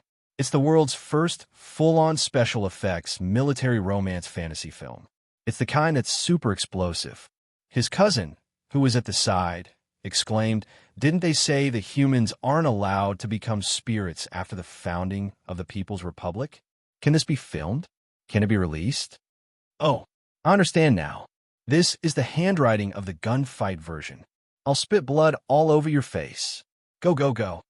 On the other side, when everyone heard that it was actually a movie, the older generation immediately lost interest and went back to the mahjong table while shouting and yelling. On the other hand, the younger cousins who were of the same age were yelling excitedly. They all wanted to ask for a role in the movie or to be a bystander or something. Chung Guoli waved his hand and said, "Go, go, go. Move aside. Filming a movie isn't about running a house. It's about spending money to do business. If you guys mess up the movie, we'll lose tens of millions or even hundreds of millions every minute. Even if we sell all of you kids, it won't be enough. Get out of my way. Get out of my way." Chung Guoli used the tiger's might to scare everyone away before he greeted the family of his friend and told them that he would be coming over immediately. After that, he pulled Chung Guang to the side. Chung Guang saw that he had finally muddled through and felt slightly relieved. "Dad, what's the matter?" Chung Guoli looked nervously at the back of Feng Rong, who was walking away. He then whispered, "Son, look at your dad's age. He's never been on TV before. Why don't you arrange a role for your dad to satisfy his craving? Did you just say it's just a passerby? Can you arrange a scene with Zhao Lingji, the kind where I fall in love at dusk? You don't know how much your dad liked her when he was young."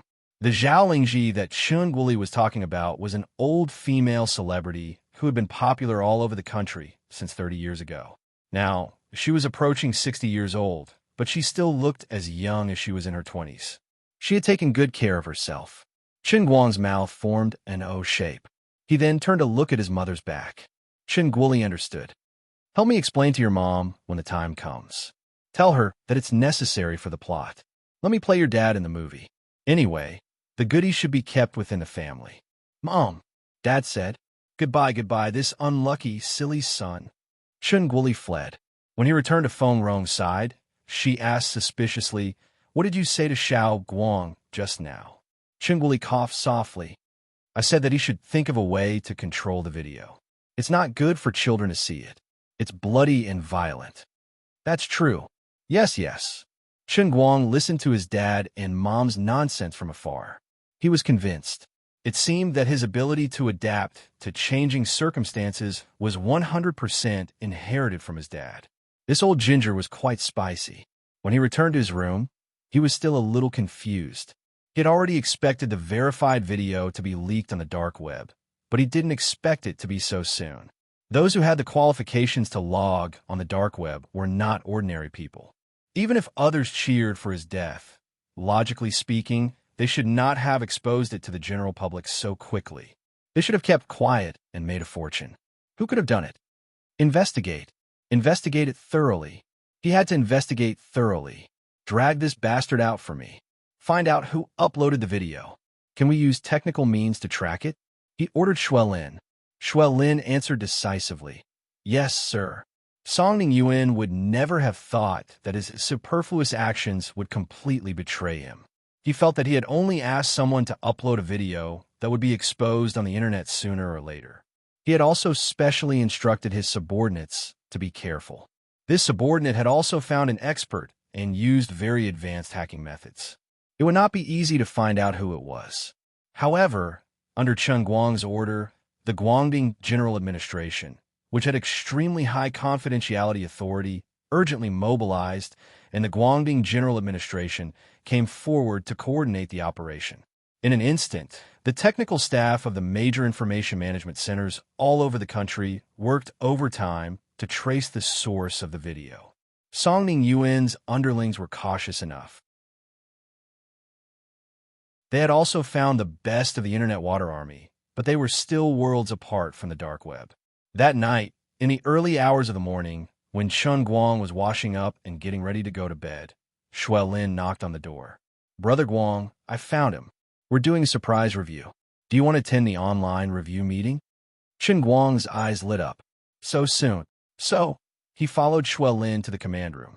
What appeared on the screen was a small, dark room.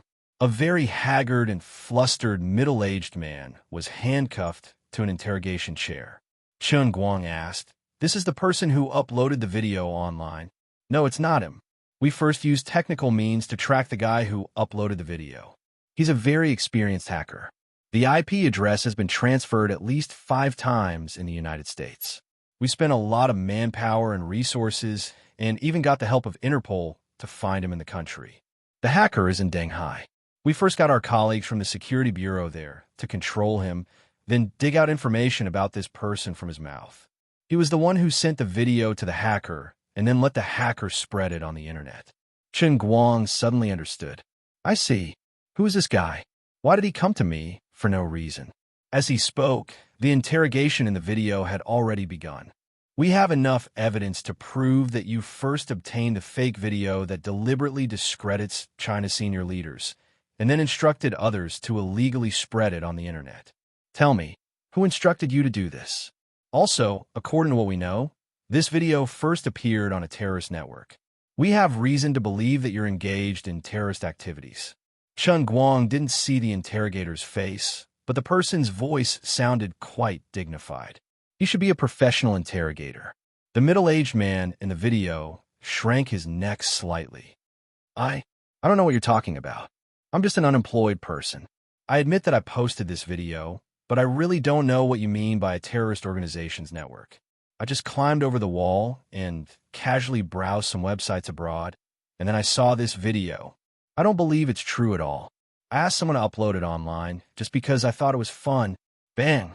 The sound of someone slamming the table could be heard from the surveillance camera. Do you think we're idiots? You have no idea how serious what you've done is. If you don't make amends, I'm afraid. Afraid of what? The interrogator didn't answer the middle-aged man's question. There was a rare silence in the video. There was only the occasional rustling of documents. Okay, I admit it. On the surface, I'm indeed unemployed, but I'm actually employed by Mr. Songning Yuan, the senior director of Tiansong Water Group. This video was also copied from me by him. At that time, Mr. Song didn't say anything. He just asked me to find a safe way to spread the video. The more impact it caused, the better. He even asked someone to send me $1 million in cash and asked me to hire a professional. Very good. It seems that you've realized the seriousness of the matter. In fact, according to the information we have, you've entered the office of Tiansong Water Group more than 10 times this year. Actually, even if you don't say it, we can still find out. The interrogator in the video replied in a calm tone. On this end, Chen Guang already knew that there was no need to listen anymore. This was done by Songning Yuan. He really thought that he was dead. Although he didn't know the purpose of doing this, he was sure that it wasn't for his own good. Songning Yuan must be one of the people who put a bounty on him. He just didn't know how much he paid. Back in his room, Chen Guang received a call from Tang Ying. Chen Guang, I suspect that Songning Yuan is also involved in the bounty on you. Tang Ying, who was at Moreland's Medical College in the United States, said. Chen Guang already had an answer in his heart, but he still played along with her and said, Why do you suddenly have this idea, Sister Tang Ying? He just called me and asked me to have dinner with him when I return to China. He also asked me if I saw that video of you. Tang Ying explained. Chen Guang laughed. Isn't that normal? No, this isn't normal at all. Although it's spreading like wildfire on the internet, neither your company nor the Judicial Department has made an official statement so far. Those of us who might know your whereabouts haven't been interviewed by the outside world. But I clearly feel that when he mentioned the video, his tone was clearly 100% sure that you're dead. This clearly doesn't make sense. Tang Ying said, stomping her feet angrily. This guy actually told me to restrain my grief and accept fate. What a joke. Chen Guang comforted her instead. It's okay. I'll look into it. I'm not a child now, and I have people under me. It's easy to find out. After hanging up, Chen Guang thought about it and decided to ask Shuolin to prepare a motorcycle for him. Now that he had found the culprit, Chen Guang had no reason to let him go free, regardless of whether Songning Yuan was the main culprit or just a minor character. Well, Brother Guang, are you going to do it yourself? Why don't you just arrange for some people to arrest him? Shuolin asked, slightly puzzled. She felt that there was no need for Chen Guang to do so. However, Chen Guang grinned and replied, The Tiansong Water Utility isn't a small company. If someone else gets involved, there might be someone pleading for leniency for him. Otherwise, the Song family might even try to spend money to resolve this disaster. You know that I'm a soft-hearted person, and I can't move when I see money. That's not good. So, in order to avoid any more trouble, I'd better do it myself and put an end to it. Chen Guang was still pretending to be dead, so it was not convenient for him to be seen by others. A motorcycle that could travel on mountain roads was, of course, the best choice. Song Mingyuan, who was immersed in the pleasure of revenge, had no idea that he was about to face a disaster. In order to celebrate, Song Ning-yuen called a lot of friends to the Heaven and Earth Club to have fun. As his cousin, Chen Guang's other enemy, Zheng He, would certainly appear. Brother Song, you called all of us to celebrate a good thing, but you didn't tell us why. That's not very nice. Song Ning-yuen raised his glass happily. Hey, it's my treat. Don't talk nonsense. In short, everyone just relax today. I do have a good thing coming, but it's not convenient for me to tell you now. You'll know after a while. Could it be that Chen Guang is really dead? Is the video on the internet real? No one was a fool. Everyone knew about the conflict between Song Ning-yuen and Chen Guang on MT Tongshan. Immediately, someone connected Song Ning-yuen's smugness with the news on the internet. Song Ning-yuen raised his eyebrows and pointed at his nose. Is it that obvious? Of course, but many people say that it's a rumor and that the video is fake. Brother Song, you can't be so naive as to believe it, right? In the face of everyone's doubts, Song Ning-yuen only put on a profound look as if they didn't understand. The Buddha said, "It can't be said, it can't be said." He was not such an arrogant person, but now that Chen Guang was dead and he had been very careful, it was impossible for anyone to guess that he was the one who did it. Moreover, it was a reward of 400 million yuan.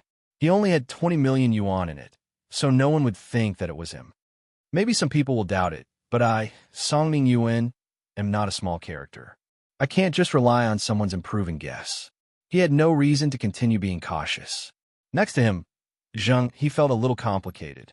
He thought worriedly that Chen Guang was dead, but Wen, Jiang Yage, and Jin Shuriwei, his so-called confidants, would definitely not let it go. Zheng, he coughed lightly, indicating for Song Ning-yuen to restrain himself a little. Song Ning-yuen understood and didn't think much of it. He patted Zheng He's shoulder and whispered in his ear, "Don't be too nervous. You know, as long as Chen Guang is dead, everyone else is just a motley crew. As time goes on, no one will pay attention to him." Zheng He sighed. "I don't know why, but I keep feeling that something is wrong. You're thinking too much. I'm afraid you've been unlucky too many times with him in the past, so you're oversensitive." Just as this group of people was enjoying the party, Chen Guang's motorcycle was speeding on a national highway. He was not filled with anger, only an inexplicable indifference. He really didn't want to admit that he had changed after coming out of the killing world.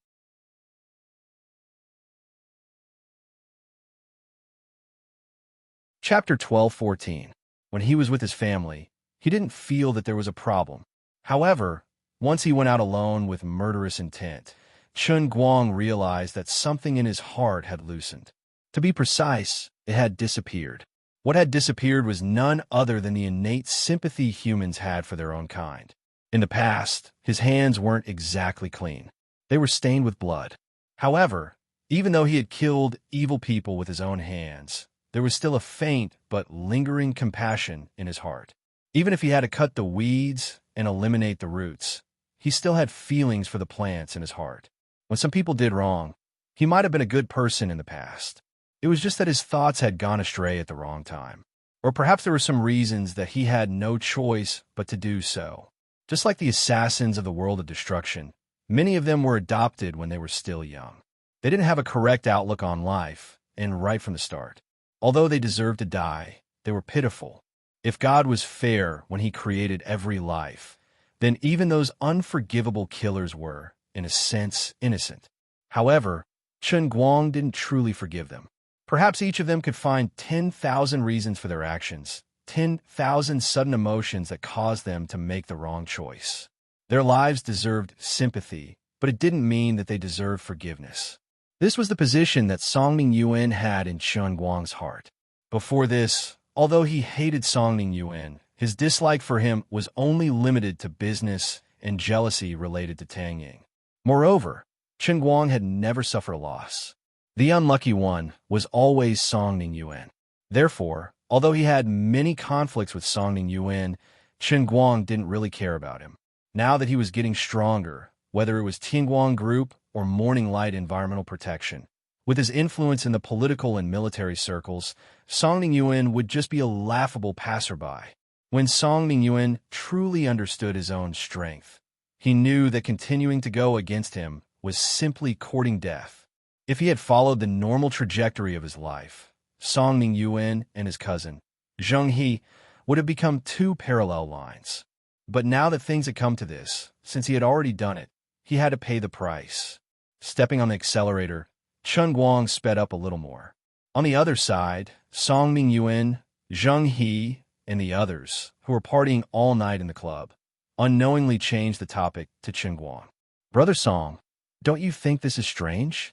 The video had been on the internet for a whole day, but why hadn't Chen Guang's people responded? His movie is still playing. I want to watch it. It's really good. He has to refute the rumors, right? Song Mingyuan pursed his lips. Refute rumors? That would have to be a real rumor to be refuted, right? In my opinion, this video is real. Chen Guang is already dead. That's impossible, right? That was Chen Guang. How could he die just like that? Couldn't this video be a special effect created by someone else to deliberately discredit him? Otherwise, it could be the leak of his movies. The people around them said in disbelief. Song Mingyuan shrugged. Anyway, I'm just guessing. It's up to you whether you believe it or not. Don't you think that the people from Tianguang Group are being too quiet? It's very likely that Chen Guang is really dead, which is why they haven't made any moves yet. Let me give you an example. If I were to die one day, before the matter is properly investigated and my funeral arrangements are made, will my family announce my death to the public? They wouldn't. Song Mingyuan continued with a beaming expression. Chen Guang is the biggest shareholder of Tianguang Group and Chengguang Environmental Protection, and he's also the chairman. His every move has great implications, not to mention the news of his death. Don't worry, I'll still say the same thing. Wait for another 2 days, and naturally, nothing will be hidden. Another person next to him took out his phone, pointed at it, and teased. These days, the media people are really bored out of their minds. The internet is all over the place writing about Chen Guang. There are actually people here saying that Chen Guang is trying to promote his variety show. Someone said that according to the Reuters photos, Chen Guang will appear in the next episode of his company's variety show, and the main theme will be the strongest body. Then, the purpose of releasing this video in advance is to warm up and hype up his lousy show. What a joke. Who would hype up something like that? Song Mingyuan glanced at him. Are you stupid? Who do you think you are? Why would you watch these media people's nonsense? It's a waste of time. This person was a little embarrassed by what Song Mingyuan said. My family always says that I didn't study well overseas, but they told me to read more news when I have time now. Then you have to watch something useful. Let's put it this way. According to what you said, if the media is trying to promote his show, then the scenes of Chen Guang jumping and dodging bullets in the video and all kinds of sniping with his bare hands must be real. Then, the scene of his death must also be real. This can indeed prove that he is very good at fighting and has great strength, but what's the use of that? He's already dead. Who would want to watch a variety show about a dead person? Reminisce about him on the show? Then what if? I'm saying what if. Let's say that this video is made with computer special effects. But doesn't his show focus on real people and strange things? Even if he did it himself, he would have to film the real thing, right? There's no reason to use computer special effects to hype it up. As Song Mingyuan said this, he smugly patted his friend's head. So, don't watch these useless things.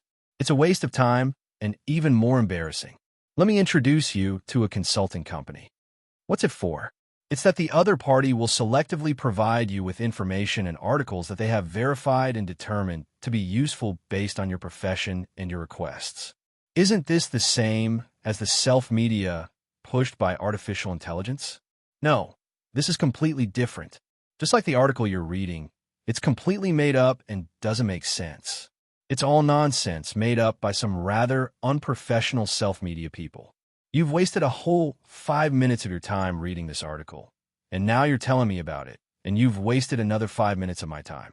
Now that we're playing outside, it doesn't matter if we waste some time, but what if we're working? Then this time is very precious, and we can't afford to waste it like this. But we can't cut off information from the outside world. After all, there are countless business opportunities lurking in this, but we can't waste time. The purpose of the service provided by this company is more clear. First, they'll exclude that kind of false information. Then, they'll summarize the important events in the relevant field according to our needs and send it to us in the most objective manner. All of it will be manually reviewed, which can maximize our time. That good?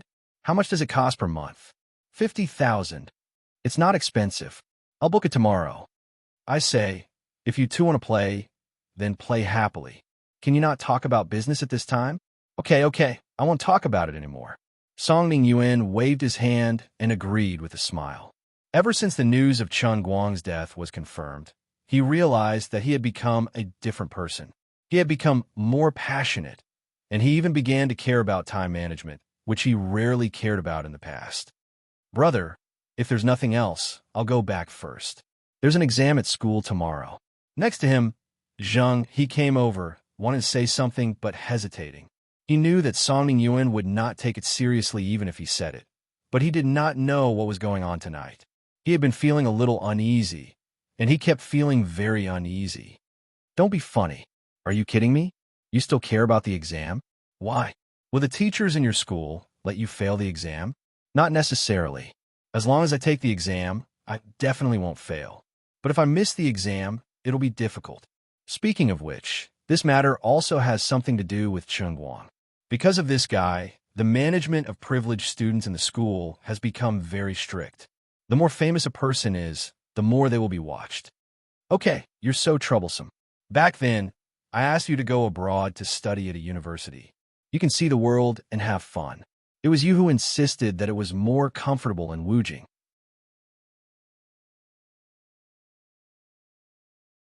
Do you regret it now? Okay, then I'll walk you out. Okay, I happen to have something to talk to you about, brother. The two of them turned around and said goodbye to the people in the private room. Then they walked out side by side. The two of them did not go straight outside. Instead, they turned a corner in the corridor and went straight to the fire escape. Zheng, he lowered his voice and asked, Brother, how are you so sure that Chen Guang is dead? There were no outsiders here. Song-Ning Yuan chuckled and said in a low voice, You should know that Chen Guang's house was blown up some time ago, right? Zheng, he swallowed his saliva. I know. Did you get someone to do it? I did mention it to you before, but I didn't expect you to really do it. Song-Ning Yuan smiled meaningfully. I did do it, but it wasn't me. What do you mean? I did participate in the bounty for Chen Guang's death, but I only paid this much. Song-Ning Yuan put up 2 fingers. 20 million? USD. F*CK. Where did you get so much cash? Don't worry about where I got it. Anyway, I'll pay this part of the money. Part of the money? That's right. Chen Guang has too many enemies. Apart from me, there are at least a few other forces who participated in the bounty for him. This is the total amount of his bounty. Song-Ning Yuan put up another 4 fingers. 40 million US dollars? No, it's 400 million. Zheng, he sucked in a cold breath. Even as the son of the chairman of New Radiance Corporation, he had never thought that someone would spend so much money to put a bounty on someone else's head. Just how big a grudge is this? You don't have to worry about that. Anyway, this video was actually sent to me by someone else. The bounty has been completed, and Chen Guang is indeed dead. Zheng, he was silent for a long time, unable to speak for a long time. A look of ecstasy appeared on his face. I really admire you, but it's good that he's dead. It's good that he's dead. Of course. Why else do you think I called you guys here today? Isn't it to celebrate this? But brother, don't be too obvious when you're outside. Chen Guang's background is so complicated. I know that, but he's already dead. There's a saying that you have to remember. Tea cools when people leave is an unchanging truth, no matter how high a person's status is. That's true. Zheng, he nodded. Then I'll go back first. All right. Now you feel at ease. I heard that you used to chase after a girl in school, and that you're related to him? Sai, that's all in the past. It's the same with or without Chen Guang. That girl isn't suitable for me. By the way, that girl isn't simple. Her name is Wen. I have a photo of her here. You have to be careful of her. Be careful of her. That's right. You have to be careful of her. That girl seems to know martial arts. Anyway, she's very powerful. A dozen big men can't even get close to her. She's also very hot-tempered. I'm afraid that if she confirms the news of Chen Guang's death, she'll go crazy and find trouble with every suspicious person. And she didn't find you? Not really. She hasn't appeared in school for a few days. I don't know where she went. You're still talking about the past. Aren't you very concerned about others? Sigh. As the two of them were whispering to each other, a cold voice suddenly came from behind them. Are you two done talking? The two turned at the same time and saw a familiar face in the dim light of the fire escape. Their mouths opened wider and wider. They probably wanted to scream, "Ghost," or something. However, Chen Guang reached out and tapped their necks with lightning speed. The two of them couldn't make a single sound. The two immediately turned around and wanted to push open the sliding door of the fire escape to escape. However, Chen Guang flicked his fingers repeatedly. Two bolts of qi shot out from behind them and hit them squarely in the middle of their backs. Zheng He and Songning Yuan felt their bodies go limp. They slumped to the ground like dough. Chen Guang looked down at the two of them. After about 5 seconds of silence, he said, "I'm really sorry. I'm not dead." Songning Yuan's eyes widened. He couldn't understand what had happened at all. The dark web couldn't be lying. The video must be real. But why would Chen Guang appear in front of him? What the hell was going on? Something must have gone wrong somewhere. Songning Yuan opened his mouth slightly. He really wanted to beg for mercy. Unfortunately, he could only make soft sounds in his throat. He couldn't say a word.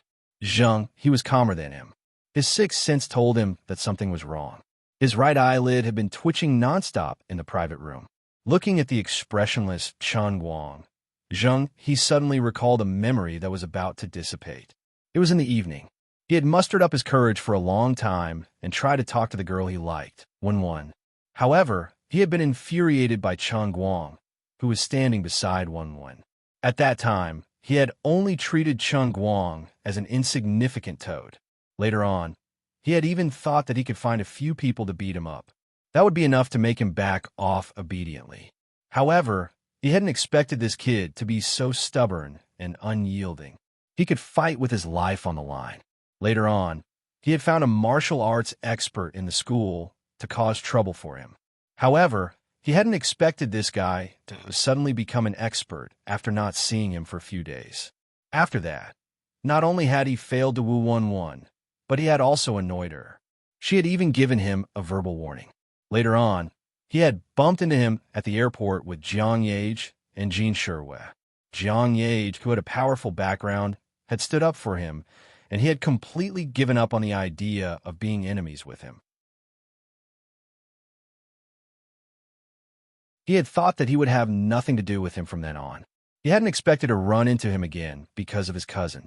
In fact, Zheng, he hadn't expected things to turn out like this, especially when his cousin Songning Yuan had said that he wanted to find an assassin. He had even thought that he was just saying it out of anger. However, he hadn't expected him to really do it. Just now, when he had learned of Chen Guang's death, Zheng, he still couldn't get rid of the joy in his heart. Although he might not have a chance to get Wen in the future, he had always felt the pleasure of revenge. But why now? Why was he standing here? What would he do to the two of us? Zheng, he thought silently. He struggled hard, but he couldn't even move his fingers.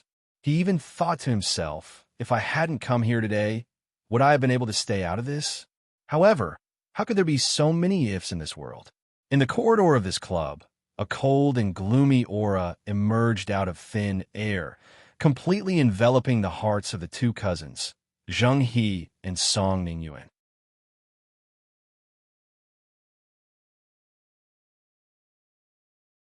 Chapter 12:15. Chen Guang didn't intend to waste any more time on these two. He didn't care if Zheng he was involved or not. In his eyes, these two brothers were one. Even if Zheng he didn't fork out the money, he definitely knew about this. Then, he would be considered Songning Yuan's accomplice. In a sense, Chen Guang's guess was right. A long time ago, when Zheng he first discovered that Songning Yuan and Chen Guang had met, he had half-jokingly suggested that they should just find a real professional to kill Chen Guang. But Zheng he didn't expect Songning Yuan to take it seriously and actually do it. Not only that, But Songning Yuan wasn't the only one who put a bounty on Chen Guang. Including others, the total bounty was as high as 400 million yuan. Moreover, Chen Guang and his family were deeply troubled. If only he hadn't made things difficult for him back then. If only he hadn't meddled in Songning Yuan's affairs before he died. Zheng He still had this thought in his heart. Songning Yuan didn't think so much. The moment Chen Guang appeared, he had already guessed his ending. He just couldn't understand why Chen Guang didn't die even though the bounty was already gone and the video was 100% real. He even thought that this might be an illusion. Perhaps everything would return to normal after he woke up tomorrow. Looking at Chen Guang's large palm pressing on his forehead, Songning Yuan gradually felt his breathing getting heavier and his heartbeat slowing down. All kinds of memories from his short life gradually surged into his mind. There were his naughtiness when he was young, his innocent youth, and the debauchery he enjoyed when he was studying abroad. Even more so, he returned to his family and participated in the management of the family business. All of these things flashed past his mind like a white steed passing through a crack.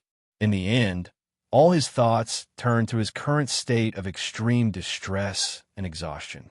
How'd he kill me? He had only pressed his hand on my body, but why did I feel as though all of my internal organs were being squeezed? Could it be that Chen Guang was the same as the rumors I'd heard before, that he had a legendary inner force that surpassed human understanding? But I've never heard of this kind of internal energy. This was even more powerful and terrifying than the kind of people my father had told me about. Those people could only use the so-called inner force to move faster, jump higher than ordinary people, run faster than ordinary people, and even use their palms to break bricks.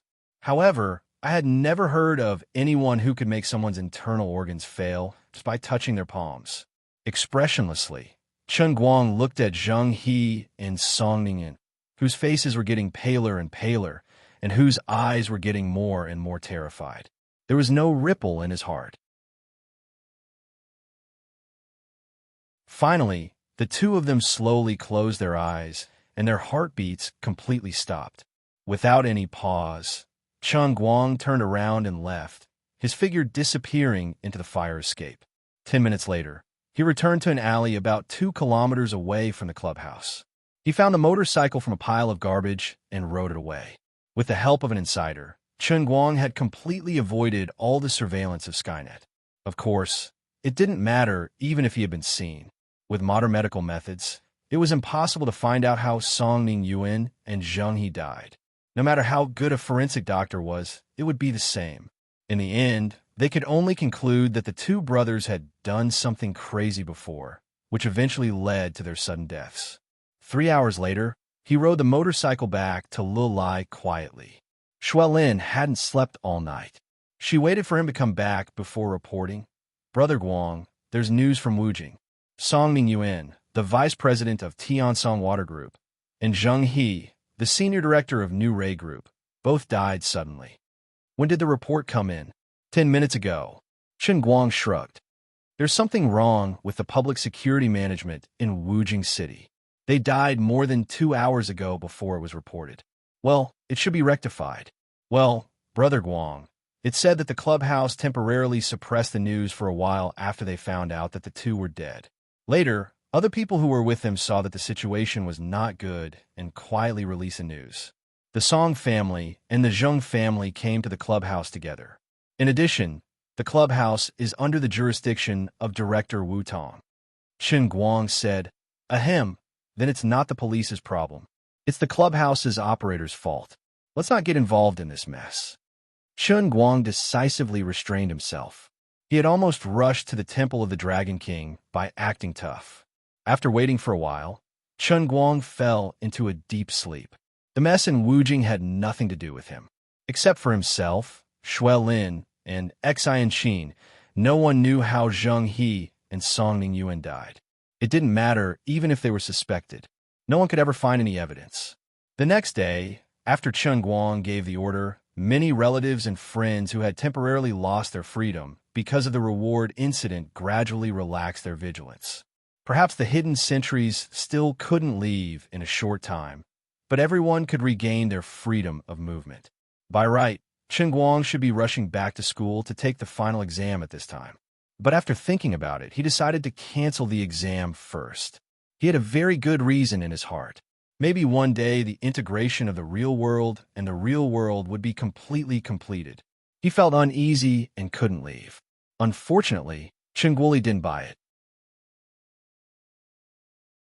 Seeing that he refused to leave at home, he thought that he wanted to help rebuild the villa. So he chased after him and taught him a lesson. You only know how to be sneaky all day long. How long have you not been to school? Do you think I don't know that there will be a final exam soon? You even want to avoid this? Why don't you find some connections to help you pass the exam? What if someone leaks it out? People will point at the backbone of the Chun family and say that I'm dishonest and that my family is sneaky. Chen Guang looked at his father helplessly. Dad, aren't you putting the cart before the horse? Although it said that the sky is clear after the rain, I still feel uneasy. There will be a final exam soon, but I have already applied for a makeup exam. It's the same if I take the makeup exam next semester. Don't you see that I'm reading now? Saying that, Chen Guang also shook the textbook in his hand. It was an introduction to industrial water pollution control. Really? Of course. That's fine. Building a house now costs about 300,000 yuan in advance. Give it to me. We didn't buy insurance? Are you kidding me? Who do you think we are? Why would we buy insurance with such little money? Isn't it embarrassing? I think, according to your financial thinking, even if our hot pot restaurant didn't have that incident, I'm afraid it would go bankrupt sooner or later. In fact, Chen Guang did not do nothing when he came to the county. He had already asked people to start investigating the Schultz family, Sansheng Group, and related personnel of Japan's financial groups. Although he could directly kill them and use mental cultivation to catch them and put them on trial, with his previous experience, he was not willing to take this risk easily. Every time he used mental cultivation, his mind would become extremely tired and dispirited. Who knows, the world might suddenly change, and if something went wrong, it would be too late for regrets. After 7 days, Chen Guang had almost finished the entire semester's curriculum by himself. Finally, there was a tip-off from outside, confirming that there was a problem with the Schultz family's financial flow. The amount was as high as 150 million US dollars.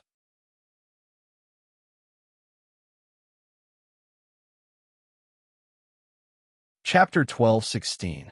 He didn't feel relieved after the matter was confirmed. He still had to face the same problem. Should he go on this trip or not? The Schultz family was in Los Angeles. Chen Guang had two choices in front of him. He could either go to Los Angeles personally to find the person in charge of the Schultz family and send him on his way, or he could use someone else's help and order the Guangdong General Administration to send an expert to act on his behalf. The second method seemed easy, but Chen Guang couldn't make up his mind easily. Other than a few people, most interforce martial artists were only at the peak of skin force. Although they were much more powerful than ordinary people, they could still be killed by modern high-tech weapons.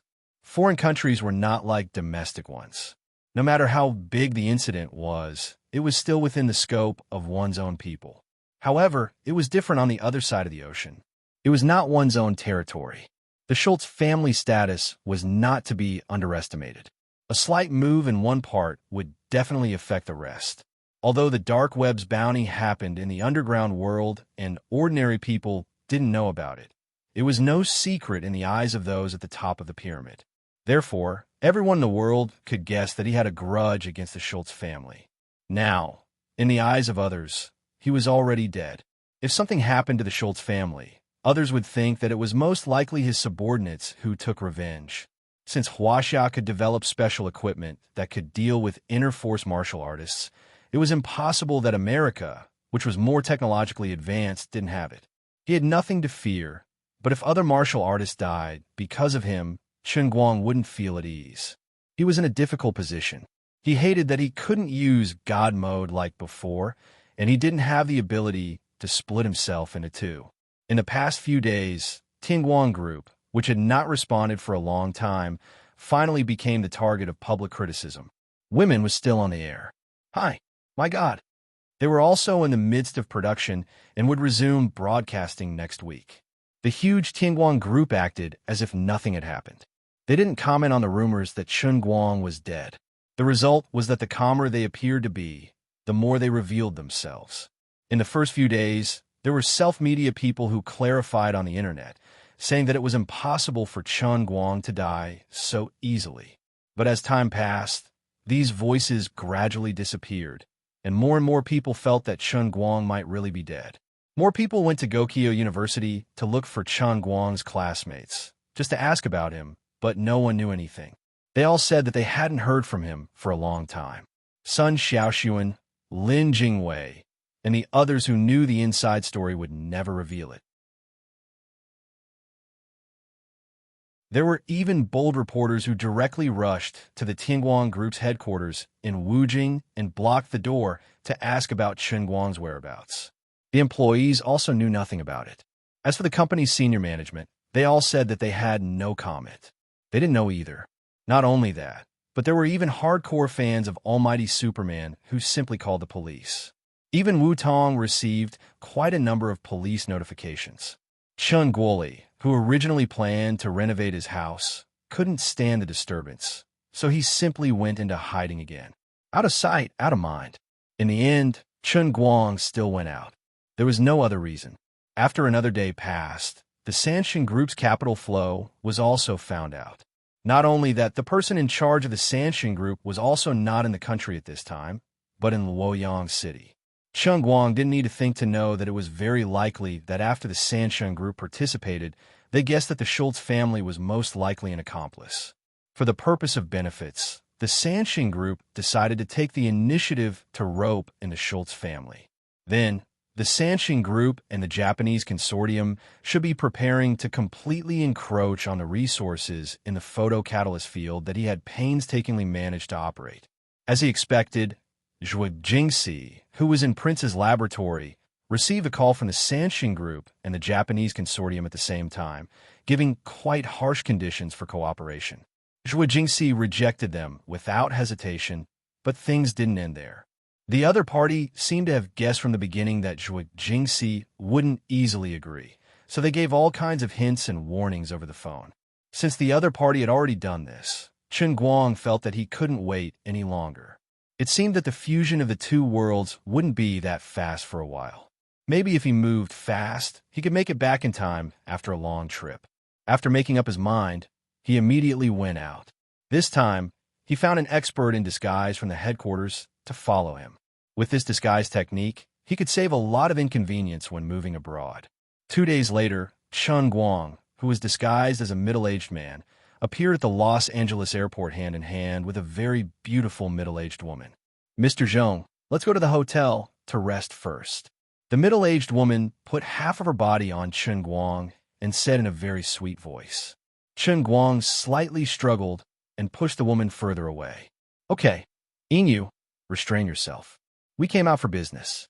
Don't use those tricks on others on me." The woman named Inyu's face slightly changed.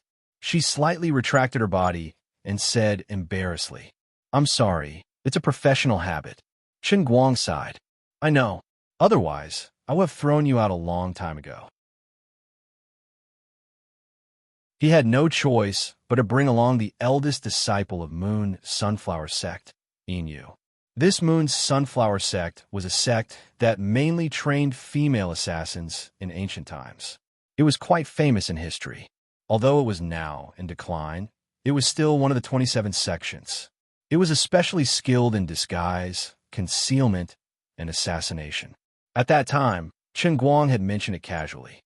It just so happened that the eldest disciple of Moon Sunflower sect, Inyu, was also happy to come, so he brought her out. He didn't think that this girl, who was in her late 20s, would be so open-minded. First, she disguised Chen Guang as a middle-aged man. Chen Guang had originally asked her to disguise herself as a young woman and pretend to be his daughter, but she insisted on disguising herself as a middle-aged beauty. She even said that disguising themselves as husband and wife would make it easier for them to move around. It would also be convenient for them to stay in the same room when they were outside, and it would be convenient for them to touch up their makeup. Chen Guang felt that what she said made sense, so he agreed casually. But now, when they were in China, she was quite restrained, perhaps because she was afraid of being returned. But ever since she got on the plane, she began to be quite restless. She had all kinds of fun in front of Chun Guang, the well-deserved master of Wulin. If Chun Guang was still the virgin he used to be, he might have fallen into her trap without being able to resist. But now, he was no longer the ignorant man he used to be. He didn't lack girls by his side, and he had things on his mind. Besides, Inu looked quite impure, so she was really not his type. The two of them went straight to the hotel they had booked in advance. Chun Guang boarded the plane under the pseudonym Zhongjun. He planned to sneak out later. Mr. Zhong is here to touch up your makeup. After being threatened by him once, Inu obediently restrained herself. She no longer used the methods she used on other men on Chun Guang, but there was still a hint of seduction in her eyes. Chun Guang was distraught. He said, "If you want to touch up your makeup, then touch up your makeup. Just control your eyes a little. Sai, why you have to do this? I promised to give everyone in the headquarters a lesson. Whether you do it or not, I treat everyone equally. You really don't have to do this." Inu stuck out her tongue again when her thoughts were exposed. This time, she had completely returned to normal. "Oh, I got it. No matter what, the moon's sunflower sex disguise technique was no small matter. It was fine even if it was washed off with water." After touching up his makeup, Chun Guang went out to scout out the situation. Being abroad was different from being in China. He tried his best not to use any communication devices. He had to rely on himself for everything. The hotel they were staying at was about 5 kilometers away from the Schultz family's manor. Chun Guang didn't find it tiring. He put his hand in his trouser pockets and strolled in that direction. You're tuning into the Romance Rendezvous YouTube channel. We're so grateful for your support, and don't forget to subscribe to join us on this incredible journey through captivating stories. Your generosity through donations truly makes a world of difference, as it's the primary source of revenue that allows me to expand and enhance this channel for you. Thank you from the bottom of my heart for being a part of this adventure.